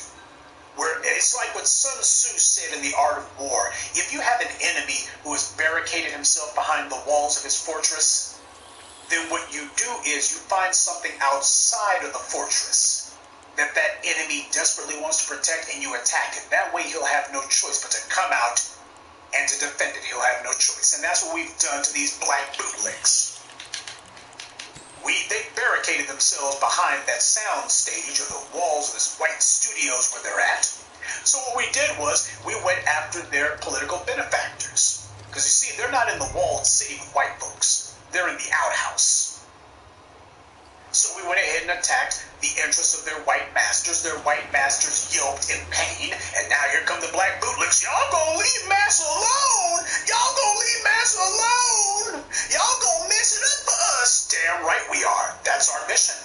We are here to mess up things for Angela Rye. We're here to mess up things for Roly Poly Martin and Joy Reid and all the rest of them. Yes, we are here to put an end to your cushy lifestyle. We are here to put an end to all of your tiny power and minor privileges. We're here to put an end to all of it. We're pulling the plug on your little hustle. That's what we're doing. And there ain't a damn thing you can do about it. Because whether or not these bootlicks want to believe it or not, they don't seem to believe anything because common sense eludes them. They spend all of their time with white supremacy telling them what to say, and so that means that they've mastered the fine art of never having to think. So when it comes time for them to realize the white media can't dictate black folks' opinions to us, they can't use the white media to invalidate viewpoints and say, well, these guys over here talking about black empowerment, that's outside the bounds of acceptable political thought. Black people are too smart for that. That's what Kamala Harris means when she starts talking about, oh, well, we got to give people more credit than that. That's patronizing. You guys are not going to deviate from the white supremacist media line because you're smarter than that. You guys are so smart. You're going to keep on following white supremacy's dictates. You're going to keep on obeying white supremacy because you're smarter than to not do it. Yeah, right. So that's what's going on. That's what comes from the black bootlicks.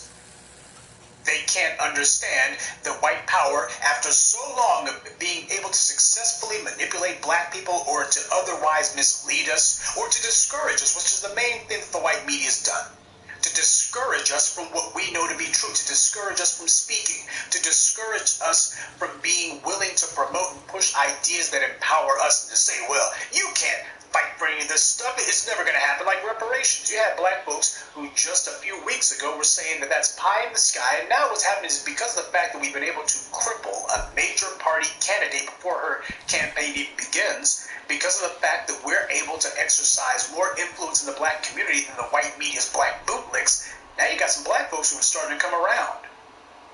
Yeah, you're starting to see that the problem wasn't that we can't do these things. It's because we weren't trying to do it. What did I say way back with R.I.P. Black America? If we fight, we win. If we don't, we die. Simple as that. The reason that we don't have any victories is not because the bad guys are defeating us. It's because we never bothered to even fight. So what's happening is you see what happens when we fight. When we decide that as one voice we're going to work together, which is why I keep talking about that we can't have just 50,000 viewpoints. We're going to have to make sure that there's going to be one aim, and that's going to dominate, because that's what has proven successful for us. Why stop a winning strategy? And don't let these black bootlicks get out here and let their name calling and all the rest of it. This is them lashing out because they understand the threat that we pose. They understand the fact that their entire livelihood depends on their ability to get black folks to toe the line, or at the very least to not have us resisting white supremacy, be it the left-wing white supremacist or the right-wing white supremacist agenda. And that if they can't corral the Negroes, if they can't act as effective sheepdogs for white supremacy against us, then they're done. White supremacy isn't going to keep them around because it never wanted them around. If they can't lead us around by the nose, then what the hell good are they? That's the reason why we got mental midgets like Angela Rye who whine and complain that they just can't understand why black people don't believe that we're immigrants. Maybe because 95% of black people in the United States happen to come from the descendants of slaves. That's why. We are descended from slaves, and that's the reason why. We ain't immigrants. An immigrant is a choice. You migrate by choice or by necessity. But somebody who happens to be slapped in chains, thrown in a slave ship against their will, at gunpoint told you're going to this place, you're not a migrant, you're a prisoner. You see, there's a reason why you don't have Nigerian immigrants who refuse to say that they're immigrants. They'll go ahead and say that they're immigrants, sure. Ask them and they'll gladly tell you, oh, we're not like these black Americans over here, these descended from slave folk, we're not like them. They'll tell you in a heartbeat that they're Nigerians. Same for Somalians, West Africans, Jamaicans, Haitians, whole 9 yards. There's plenty of groups of black folks who will gladly tell you that they're immigrants. So who is it that Angela Rye was whining about? Who was she griping about?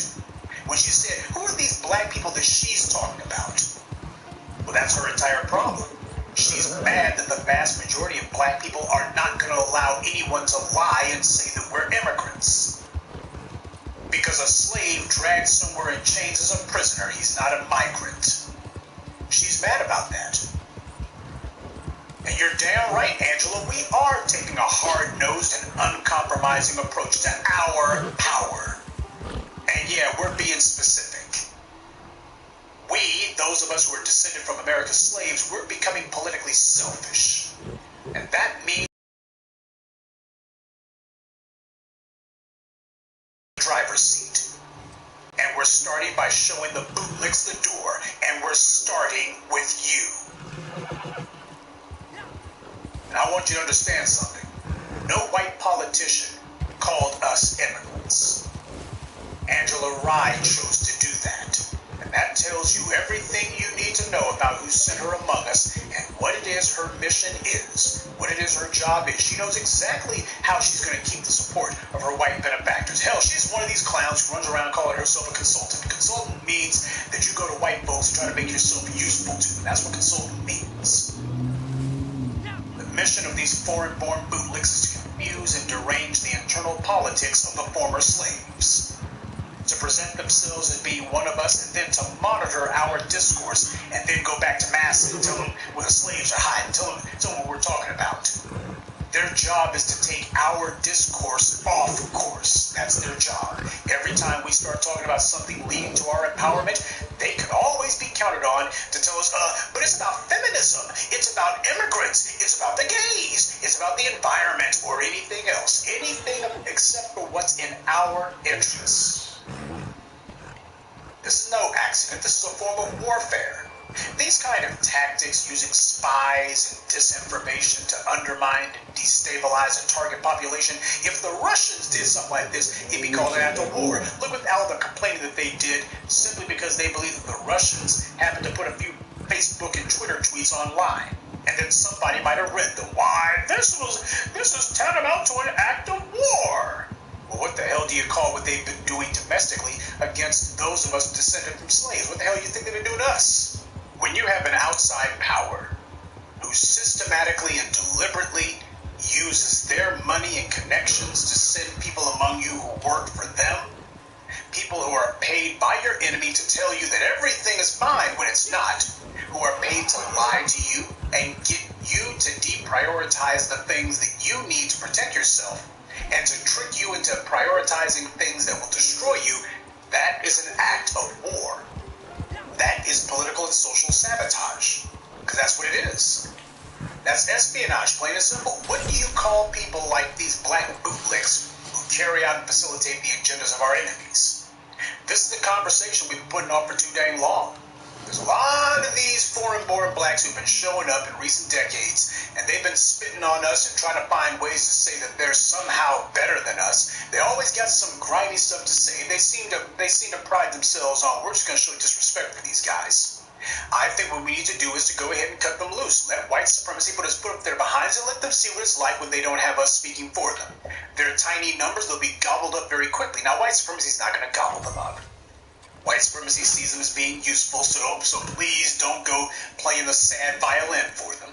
But the thing about it is, yeah, and I'm not talking about let white supremacy put his foot up their behinds, and when the first time that they yelp in pain, oh, we got to come to their rescue. No, No. This is about group behavior modification. And they need to see exactly what it's like to be out in the cold. They've spent a long time bragging about, oh, I'm Haitian, oh, I'm Jamaican. We've been saying for the longest time we need a definition of Pan-Africanism that crosses all those lines, where we don't sit here doing the old tribalism, factionalism crap. But these guys showing up, what they're showing is, nah, they're as ripe for being taken down by white supremacy as they ever are. And do we really need to handcuff ourselves to individuals who are still carrying on the exact same divide and conquer crap that made it where we were such easy prey for the Europeans in the first place, and for the Arabs and the Chinese and everyone else? Do we really want to dial ourselves back in for that all over again? Well, that's exactly what we're doing by holding on to these people who have not actually let their mentality evolve to the situation that we find ourselves in.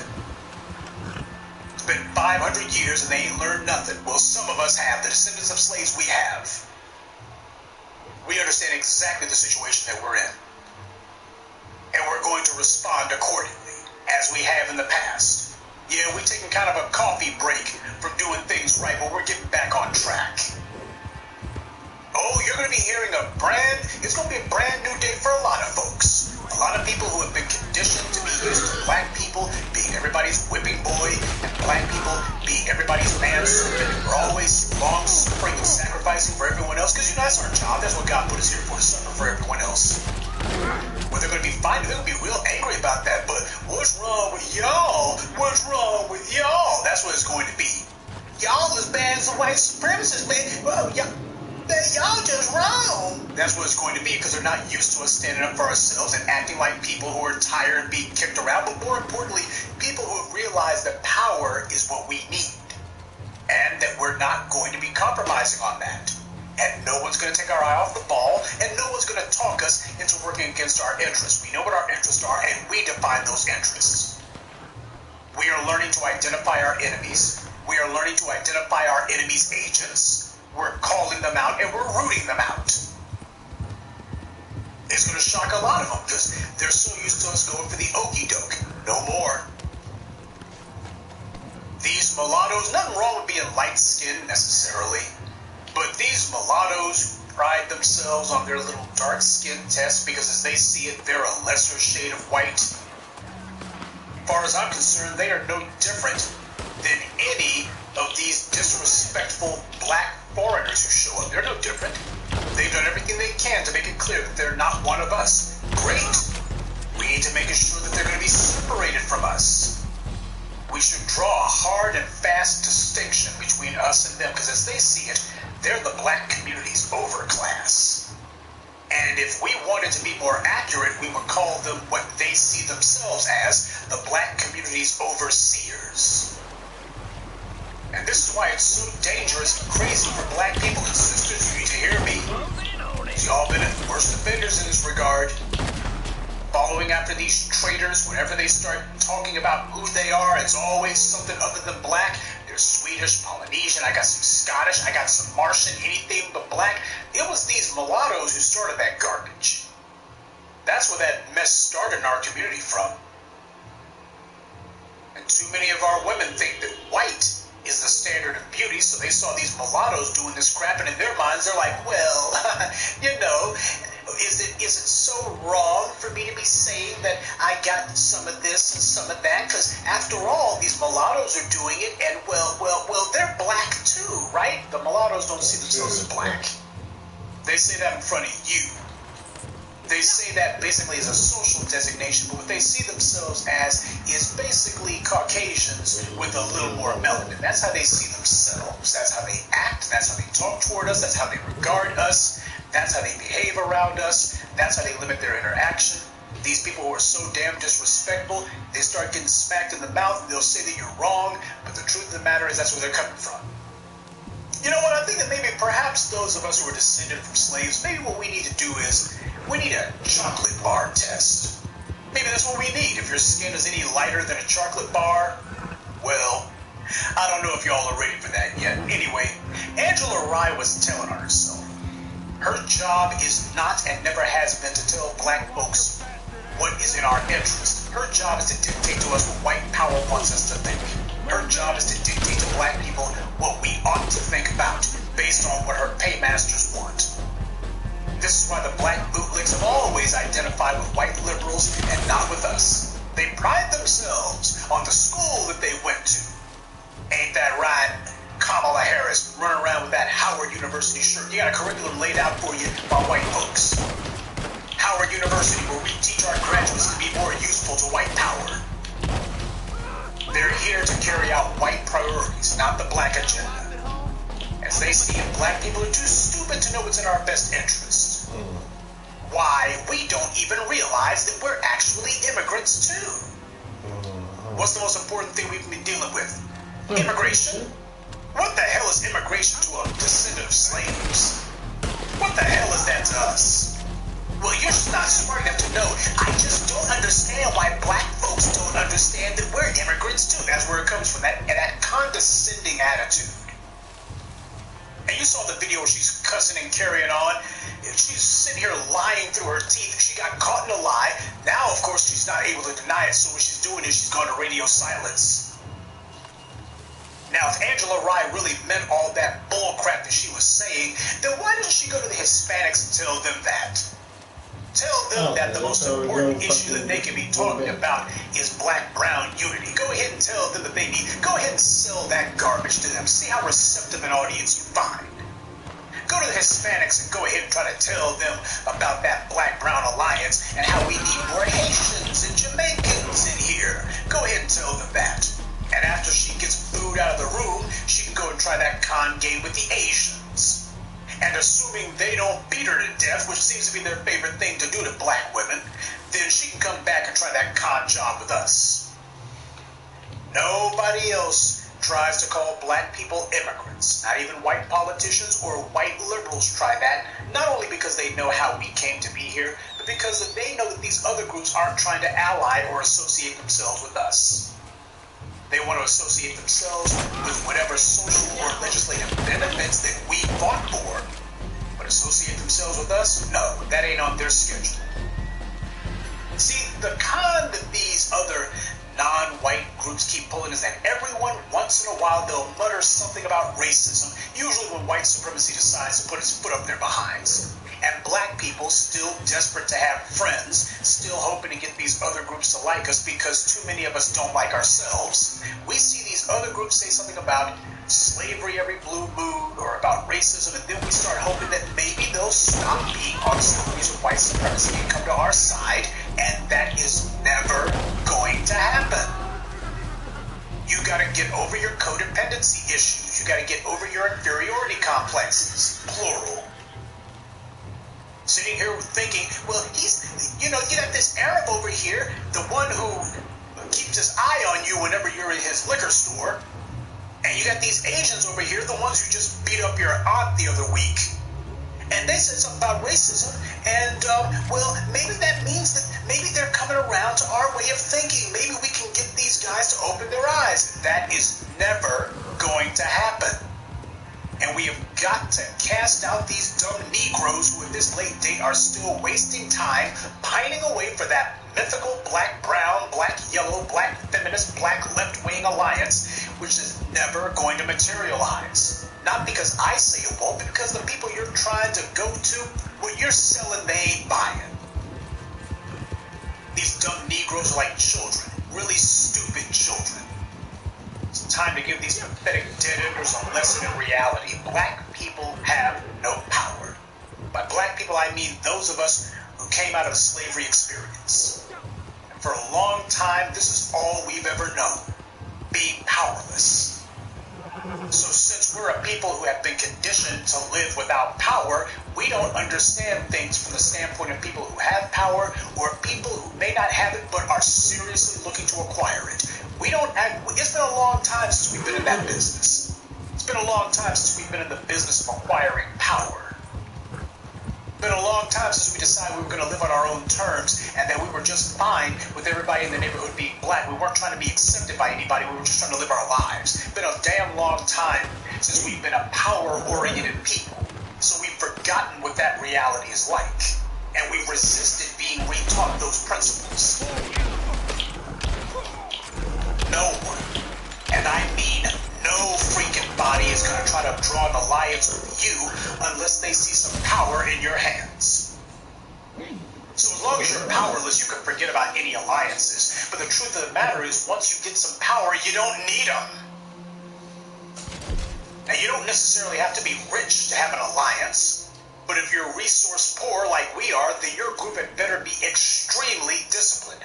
That's the only way that you can make up for a lack of material resources. But keep in mind, no matter how disciplined you are, even a tightly disciplined group is not going to be able to hang in there forever unless they start using that discipline to get themselves some resources. So don't ever think the resources are something that's optional. That's mandatory. You got to have the resources.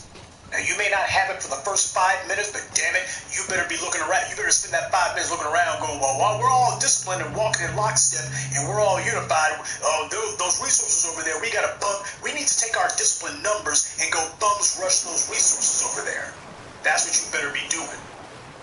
This is how we handicapped Kamala Harris's campaign launch. She's far from defeated. Don't go kidding yourself on that. She's nowhere near defeated. But because we became organized and because we spoke as one voice and we were persistent, our discipline has resulted not only in the white media being forced to talk about her record, even if only to try to cover it up and whitewash it or minimize it, but the black bootlicks, they have at long last been forced to openly oppose the will of the black majority. They don't know what a big mistake they've made. They're thinking to themselves, well, we're going to get the white media, our masters, to carpet bomb these slave descendants with all sorts of pro-Kamala Harris propaganda, and we're going to show them images. Hey, black people are getting on board. Black people like Kamala Harris. Oh, they've forgiven her. They understand that you niggers need to be locked up. They've overlooked all that. See, they just had some lingering concerns. You see, lingering concerns. But they understand that Kamala Harris is actually locking you niggers up for your own good.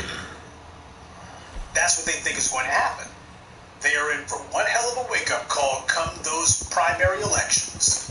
Hell, when it comes time for those town halls, if we can motivate, if we're able to mobilize the B1 Brigadiers, they're in for a wake-up call sooner than that. And there will be roll call, by the way, for those of you who are able to get video of you making sure that Kamala Harris has to hear the questions and hear the truth about her dirty self that the white media's been covering up. It's not merely a matter of us elevating the debate. We must dominate the debate. Let's make sure we get this one on the map, folks. But back to my earlier point, as far as having an alliance goes, Kamala Harris is not defeated. But we got the heifer on her heels, and we did that because even without campaign donations, even without deep pockets, the fact that we were organized, focused, and disciplined, our small numbers were laser focused. That made all the difference in the world. You don't need millions to do it. History is not made to happen by the millions. It's made to happen by a comparative handful. And those of you in the sound of my voice, you are that handful. Now, if we apply the same discipline to where we spend our money, we're also going to see the Angela Ryes and the Joy Reids fighting us on that as well. Get ready to see these clowns. When black folks decide we're going to buy black, don't expect Joy Reid to say, oh, finally, and don't expect Angela Rye to say, it's about time. What they're going to say instead is, I don't understand why black people don't understand that they're discriminating against our non-black brothers and sisters. You mean the Asians who are attacking black people in their salons? If not killing them outright? You mean the white people who are calling the police on black folks in their stores with the hope that the police are going to carry out a summary execution? The Hispanics who are killing black people in the neighborhoods and ethnically cleansing parts of entire states, you mean those guys? These are our non-black brothers and sisters? Still waiting for these bootlicks to do any reporting about how Asians and Hispanics systematically discriminate against black customers and black businesses. They're not patronizing us, so we're not patronizing them. We will balance the taken with the given. We will only do business with others to the extent that they do business with us. So if you do a lot of business with me, I got no problem doing a lot of business with you. If you only do some business with me, then don't ask me to do any more than some business with you. I'll tell you all about your dirty self in a heartbeat if you try that one. And if you do no business with me, then guess how much business I'm doing with you. It's going to be a nice round figure. 0. So your delusion of a black anything alliance, it's lunacy, because while it may be in your interest to have an alliance, you never bothered to ask these other groups that you're so hot and bothered about allying yourself with whether or not they think it's in their interest. Oh, wait, you have asked, and they turned you down flat.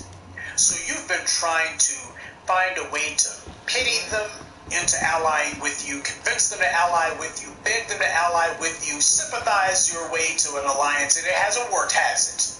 Because alliances are not forged with people who are beggars. Alliances cannot be forged with the codependent. One of you is going to lead, and the other one's going to follow. That's not an alliance. Oh, you can't understand why it is that these other groups are not as hot and bothered in the pants to ally themselves with you as you are to ally with them. You want to know why? It's because power doesn't respect weakness. Power only respects power.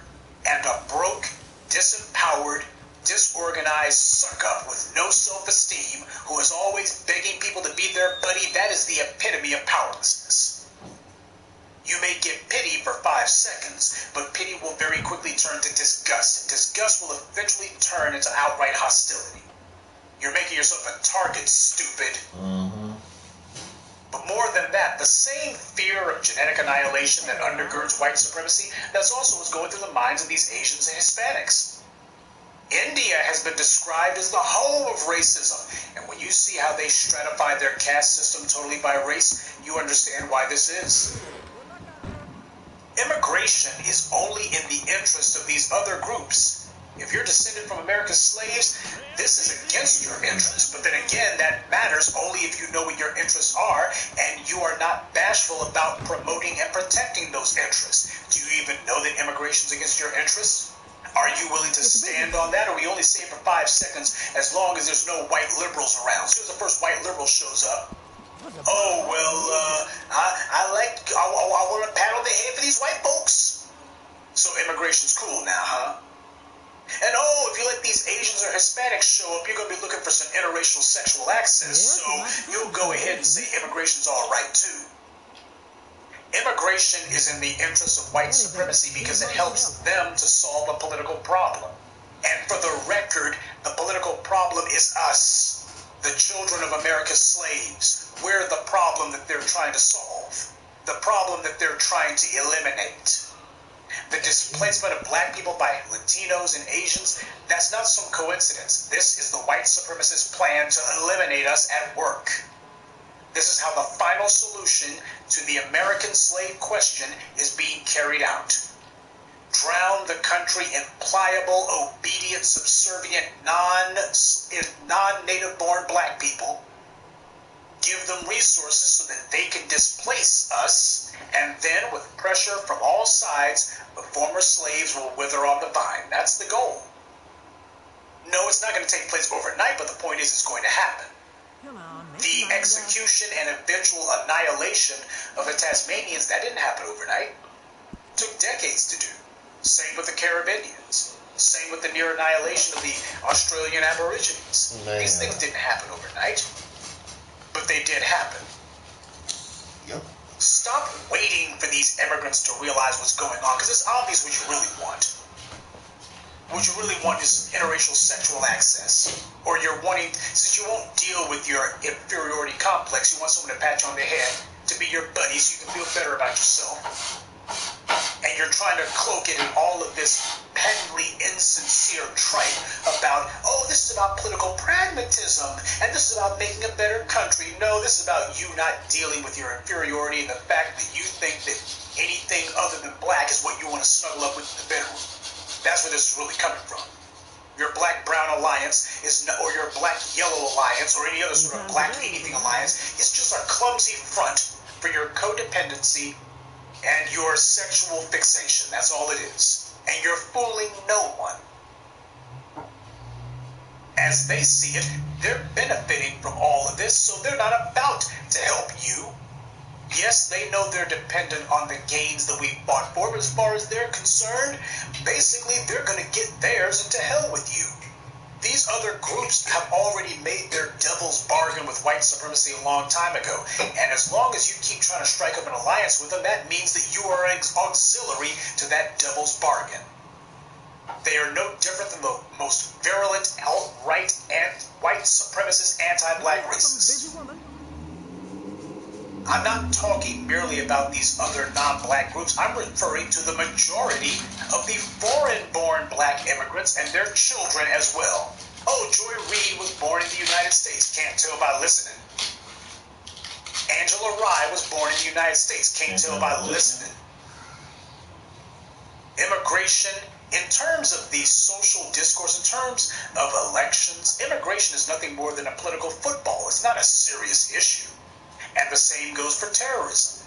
Obama's acceptance of Syrian refugees was meaningless. Sure, it gave the right wing something to talk about. That's how they do it. You got to chin up the base so you find some know-nothing issue like the wall, which ain't going to do anything about immigration. But you go ahead and distract people with a big, noisy cacophony about that, so they're not looking at the real issue. You see, Syrian refugees was a non-controversy because we don't live under Christian supremacy. We are forced to live under white supremacy. Religion is not what defines this sick system that we're under. The oppression, the systematic oppression and degradation of black people, that is what defines it. So the only real political issue, the only real controversial political policy in this country is regarding the descendants of slaves. That's it. Because that threatens the racial hierarchy. The racial hierarchy is the only thing propping white supremacy up. It's the flimsy glue, the giveaways and guarantees and goodies that are given to white people and their non-white apparatchiks and supporters and hangers-on and flunkies, like these immigrants. And these black bootlicks who threw in their lot of white supremacy, these traitors. That is the flimsy glue holding us together. The system of giveaways and goodies and handouts. That's it. And it's based on race. We upset that. They do not have a substitute for that. Nope. It's not based on honor or integrity. Right. Because white supremacy is neither honorable nor does it have integrity. The only real threat to the white world order is us. The descendant of America's The sons and daughters of America's slaves. We're the only threat. Other black people have been so thoroughly co-opted or undermined by white supremacy. You go to Africa and you'll feel like you're in the freaking 1700s when it comes to political consciousness. You think it's hard to get these black folks over here to rally against white supremacy? You go to Africa, forget it. As far as they're concerned, they can't see the problem. Moonshine. They're not fighting, and they're not going to. If Africa's going to be liberated, it ain't going to come from an internal revolution, or at least it's not going to be a homegrown revolution. They're going to have to be inspired by us, if not us having to go over there and do the heavy lifting for them. That's just a fact. They subscribe to the same old pathetic tribalisms that left us open to white supremacy in the first place. As the children of American slavery, we draw a few dividing lines amongst ourselves. But the one line that we have never drawn is, which tribe did your ancestors come from? That's a discussion that never takes place in the households or the discourse of those of us who came from American slavery. That never comes up. Not merely because we don't have ready access to that information, but also because of all the African diaspora, we alone have prided ourselves on being black. An overarching identity that crossed all lines. We're not Nigerian. We're not Congolese. We're not Cameroonian. We're not Khoisan. We're not Igbo. We're not Jojo or anything else. We are neither defined by an African nationality nor an African ethnic group. We're black. Full stop. And this makes it where you have brothers in Louisiana, brothers in California, brothers in New York, brothers in Texas, Chicago, and all points in between and besides, and we're able to work together. Because we're not playing the game of, oh, I'm so proud of being this, that, and the third. We look at each other and we see family.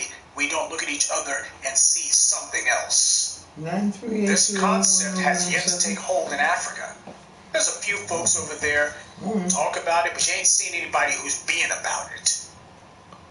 And it's not going to be a homegrown idea. This is the reality that I'm trying to impress upon you. This is why I'm not big on trying to do serious alliance building with the family in Africa. A lot of people didn't quite understand why it was the joint broadcast between me, TBA, and Tariq. When Tariq asked me about the ideas regarding the African diaspora, one of the things that I pointed out was I think that we need to basically have a little bit of distance for the time being. A lot of folks didn't understand that. The reason why is, A, we don't have the power to be in an effective alliance with anyone. And secondly, let's be honest about the condition of Africa. Let's put aside our own condition for a moment. Look at Africa. What the hell do you see? I don't see any group who's ready for the revolution. I don't see any group who we could take black empowerment to and it's going to find fertile ground. I don't see any groups over there who are ready for black empowerment. I'm not seeing it. If you do, tell me where the hell these people are, because I damn sure ain't seen them. Unity is going to have to be imposed upon the diaspora, and that's something we got to get honest about. It's not going to be some homegrown idea. There's going to have to be a critical mass of black people who have made up their minds. We're going to get everyone in line. Shaka Zulu tried that. Dr. John Henry Clark talked about it. What Shaka Zulu was trying to do was not to conquer his neighbors. What he was trying to do was to unify them under one banner. Because he understood that these Europeans had some technical advantages that he didn't have, namely gunpowder.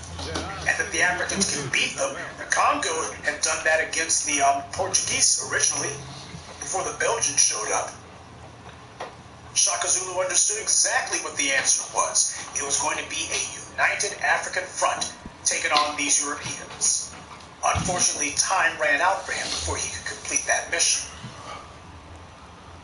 So it's not as if it has never occurred. I don't want to make it sound like no African has ever thought of this one. See, this was an original thought, all right. No, they had the thoughts, but the problem is that you don't have the critical mass. And that's why I keep using that phrase over and over again. Once you have a critical mass of people on board with an idea, you inevitably reach a tipping point. The tipping point is when you stop talking and things start happening almost automatically, because you got the right number of people together, and what's happening is people are like, hey, light that fire. We're ready for it. That's the point that I'm trying to make. When you look at how our people outside the U.S. regard one another, I mean, how the hell do the Haitians regard the Jamaicans? How do the Jamaicans regard the Haitians? How do any of them regard the Brazilians, or the Afro-Venezuelans, or the Afro-Colombians, or the Afro-Indians, or the Negritos of the Philippines? How do our people regard one another outside the United States? Just as a case study. Do you see these guys putting aside their differences and deciding, hey, we've been acting silly for a damn long time. We've been proud of basically our ethnic group while we've been living in degradation. How can you be proud when you live under oppression? That don't make any sense. Tell me you got other things to do with your time to get free. And I don't want to be allied with anyone who has better things to do with their time than be free. The same tribalisms are alive and well today. These other groups think that they're special in and of themselves. That white supremacy doesn't have it in for them too. That's what they think, apparently. They think that there's some sort of special case exception. Well, white supremacy was just against you slaves over here. You American slaves. That was against you guys. Or, well, the white supremacists, they got something against the Somalians, because these guys are by and large Muslims or what have you, and maybe these Nigerians, but I'm Jamaican. Why, my great-great-grandmother was raped had a child by some British. Or French, in the case of the Haitians.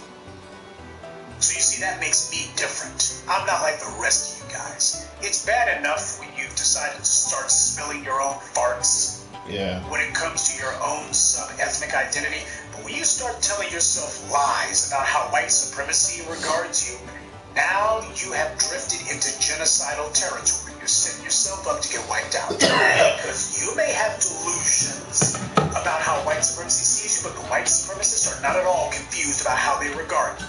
And it ain't nothing nice.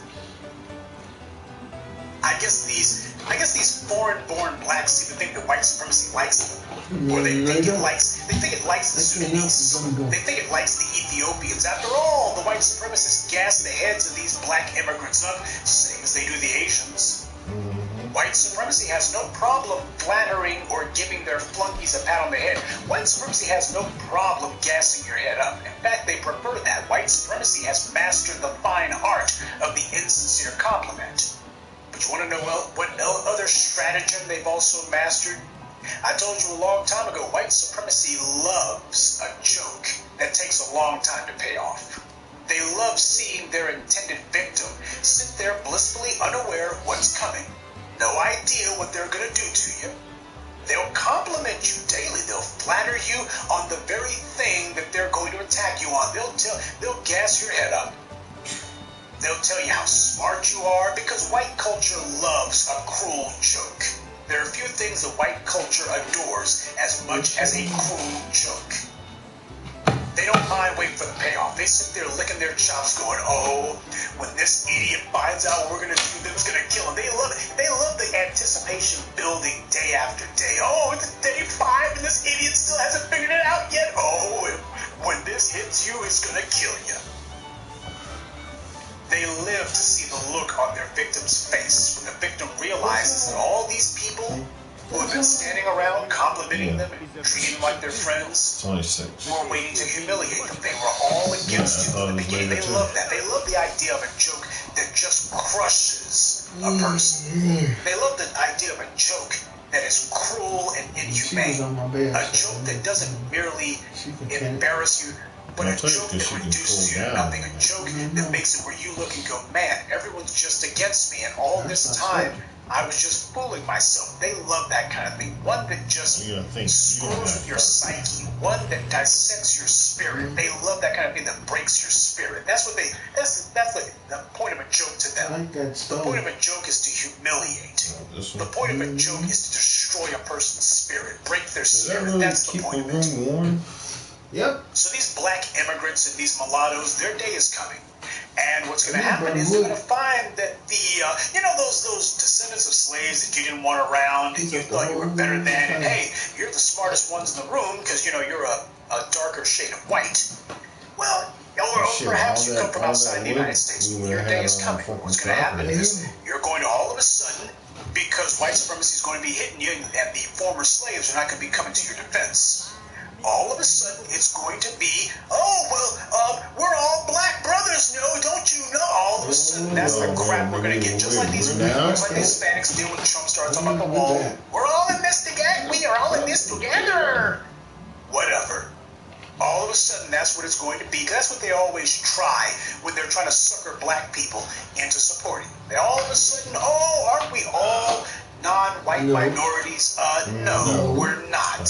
We may all be non-white, but I ain't no minority. Nope, so not. I happen to be the proud descendant of slaves who built this country and whose recompense is long overdue. Devils, blonde, and feet. Like what? So like these black immigrants and mulattoes, they're in for a hell of a surprise.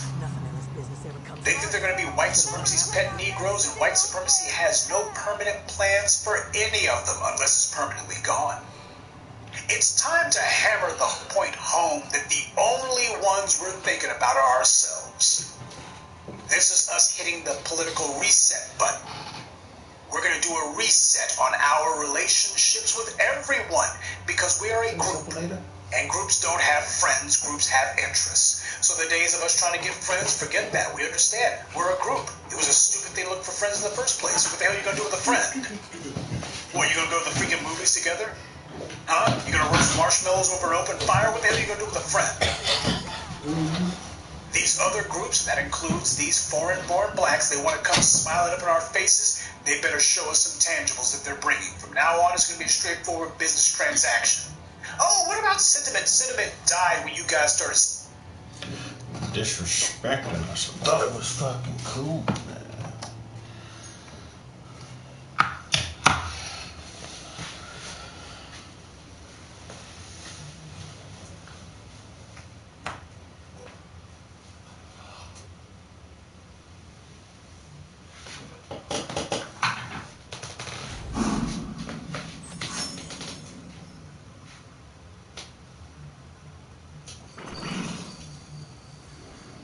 I thought I heard the fucking Joker laugh. I'm like, the fuck? This ain't got nothing to do with Batman.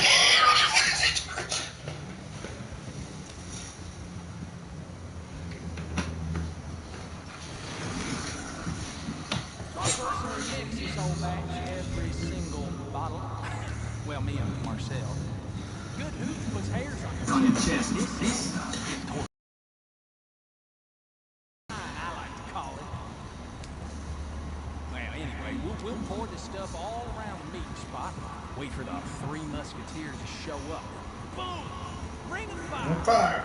Deal with great drinks. No Lemoyne Raider so There's no flame in the bloody ring of fire. Bring along for the ride. As the burn, slowly fire. And down, down, down. Ring of fire. Ring of fire. Great point, Dixie. Today's the day we deal with a lot of them.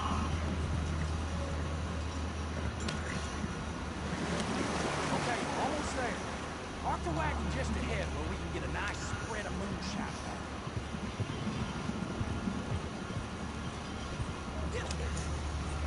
Watch it burn, burn, burn.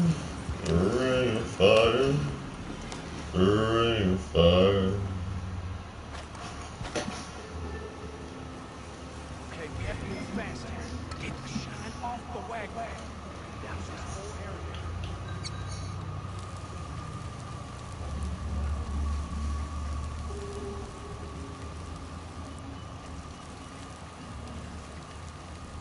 Good. All right, then start pouring. Need a nice even trail, so when it blows, Dixon, Danny Lee, and Ray Ray ain't got nowhere to go. That looks good. Stop the drinking. Go somewhere else. Take out Dixon first. Danny Lee's about to relax from that man back.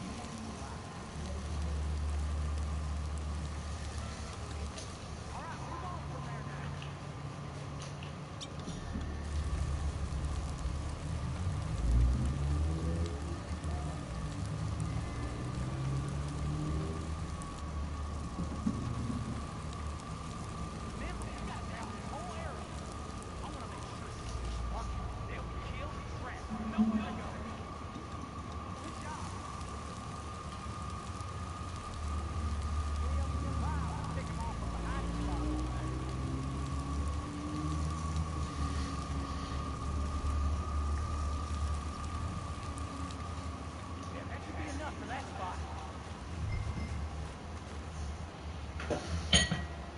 All right, that looks pretty good. Let's find some cover. You said that shit. I don't know about this shit, nigga. Where is it? Back to him. There! Danny Lee! This stuff stinks. This there recipe, I'm not sure I want it. Liam! You got 1 minute, fight. We're out of here. Hold it right there. Mr. Kate, I feel like you've been avoiding me. You must be the Braithwaite. How sad. No, I'm gonna finish this mission with this story. I got guns coming this whole area. Let me go. I'll call them off. And you can have Danny Lee. What? You a cocksucking white supremacist punk son of a bitch! Really? I'm not a reasonable man. No, that was just a fucking cockhead son of a bitch. Finished anyway. I'll catch you, kid. Oh, fuck. Shit. Damn you. Oh, here he is, the half. It's not really his fault, fellas. His mother drank. All this. Did you ever wonder why I kept you alive, you born idiot? How's your aunt, by the way? I never got a chance to ask you if you vote. I hear she's looking well. Bastard! I mean, damn, nigga, you could've.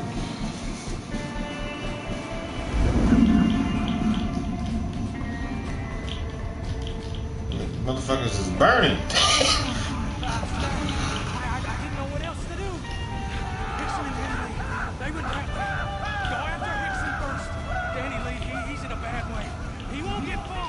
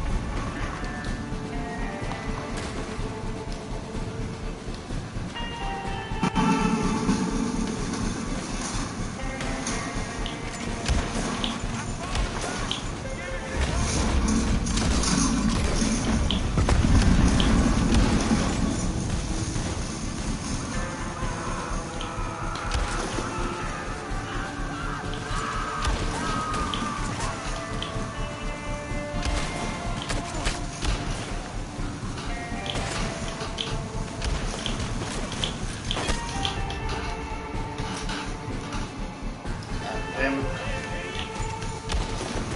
Fuck you. Shut up.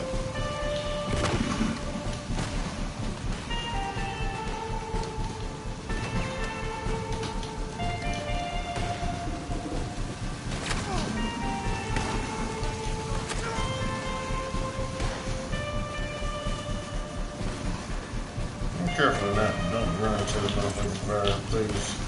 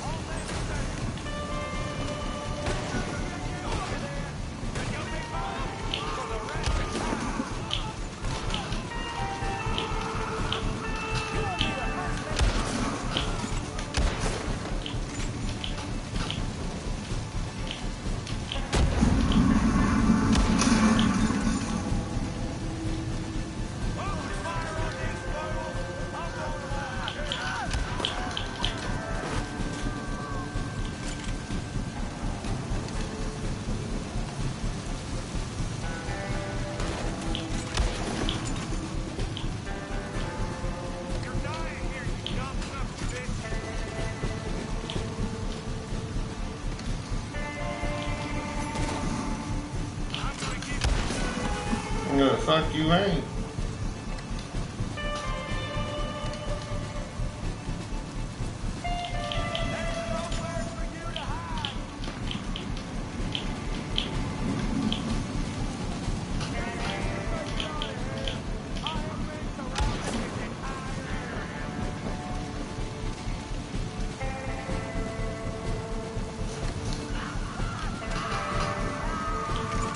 Yeah, you're a dumbass.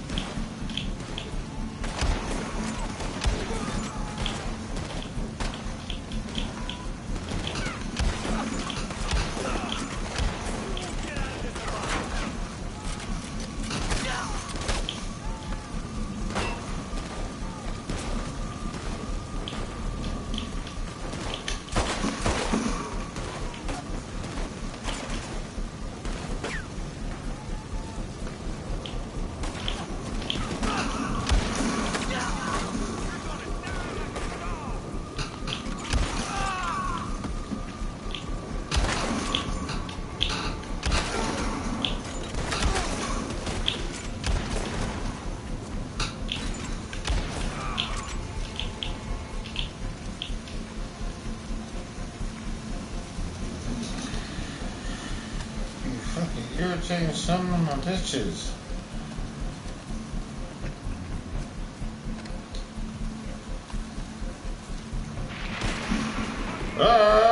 You.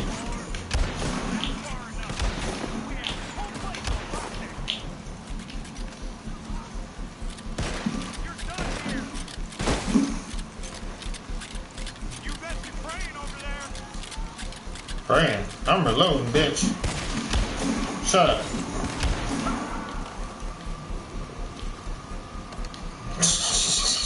I hope you're praying over there. I'm like, I'm reloading, bitch. Bam, now shut up.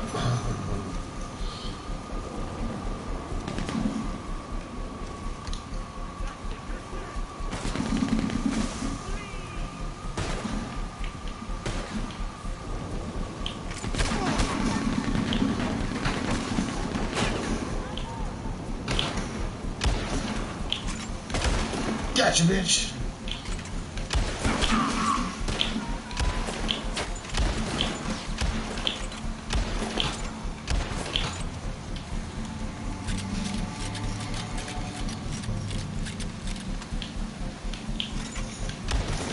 That's some annoying motherfuckers. Got some 1899 assholes out here. Damn. Sit the fuck down.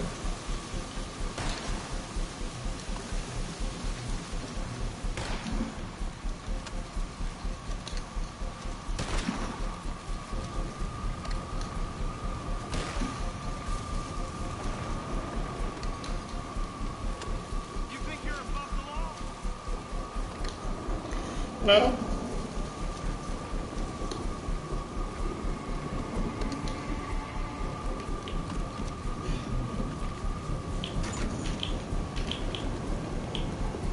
There is no winning for you. You do realize that. Only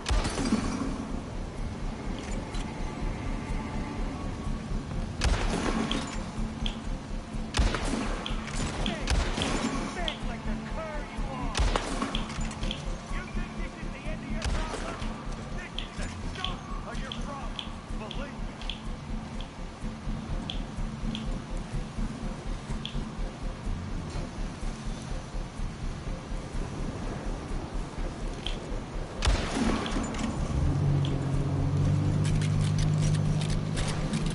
You're going straight to hell.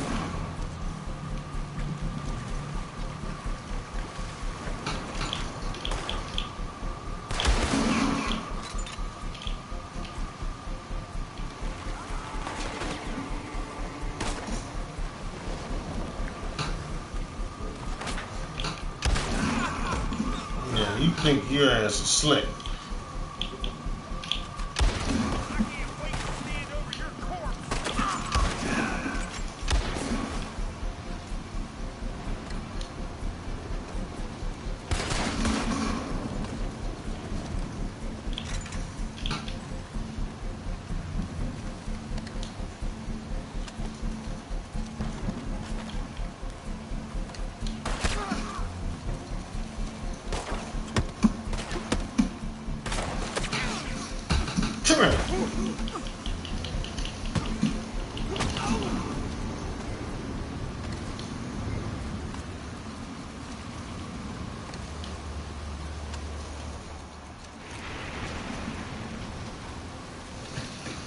I'm like, if you don't bring your bitch ass out that motherfucker right now, Gotten a little out of hand now. you just no. That murder federal agents. I can make that go away. You kill me, you'll be running for the rest of your life. Come on. That press tag is just using you like she uses everyone else.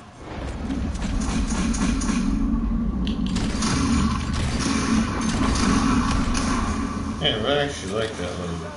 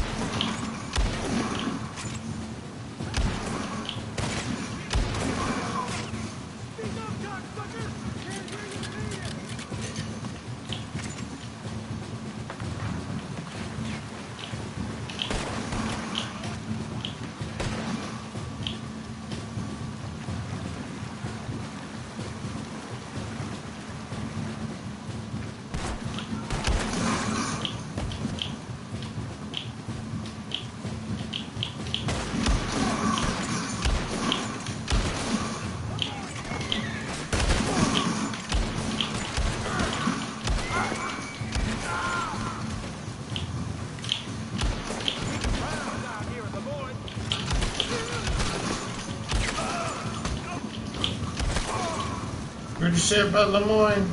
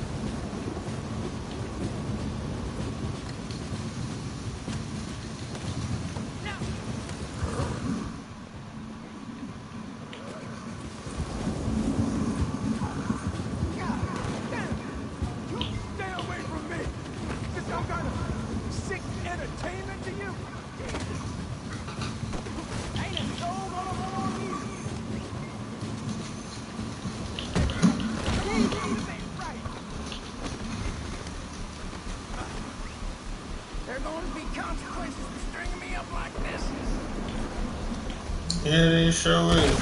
Like your fucking head's gone. You're just gonna leave me here?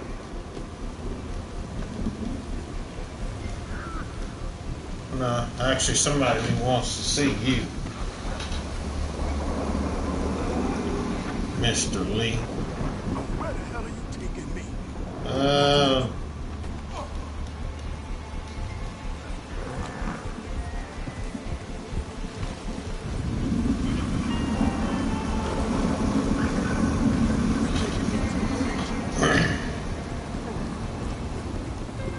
Jesus, I already know how this is gonna go. She fixes on a story in her head and then there's no changing. I mean, what choice did I have? You think I wanted to work for the damn Braithwaites? I'm not saying you wanted to, nigga, but you just felt. Protection.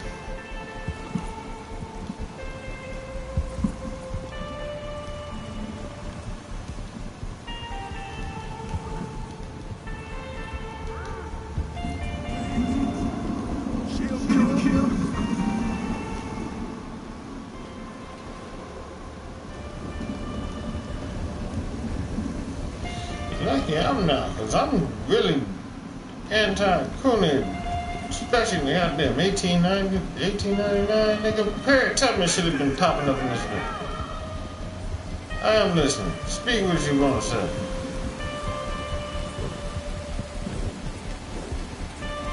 Speak what you want to say.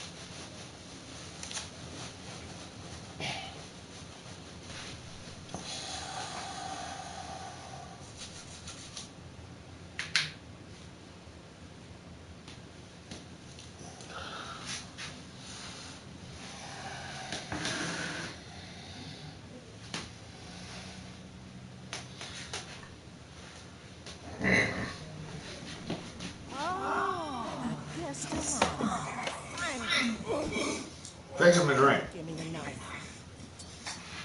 Oh, thanks. So looking forward to seeing you. But I got you your favorite whiskey. Go on. Give the man a drink. I'm fine. Give my Have a guy a drink. drink. Okay, give him a drink. What do you want from me? Snake. You let me die. What was I supposed to do? 6 years gave you my trust. Power. Power. Listen, you can't see yourself, Maggie. You never will. I see myself. I can't not see myself. I won't slink off like a coward. I'll look you dead man. Maggie, please. Get in there. And I'm so far away you'll never see me again.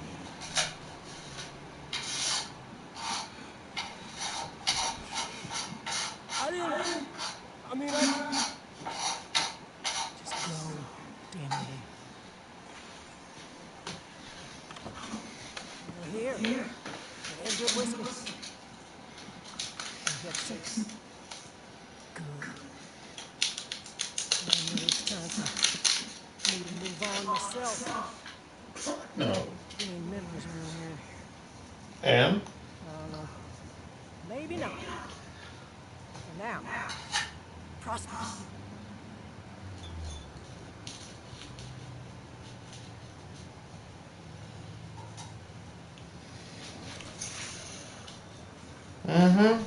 I'll take a cheers for that. Got that shit done solo bolo. No backup. No assessment. And got my drink on, goddammit. Well, this has been another episode of Red Dead Redemption. It's your boy shoulin4every's. With OG. Oh, take that back. It's Big Brother Professor Black Troop. Breaks it all the way down. It's 2020. And the year of the cooning is done. New Black Media in your ass, baby. If you like what you hear, comment, subscribe, hit that like button. Make sure you hit that ding and subscribe to all videos. And I'll see you next time. Be one.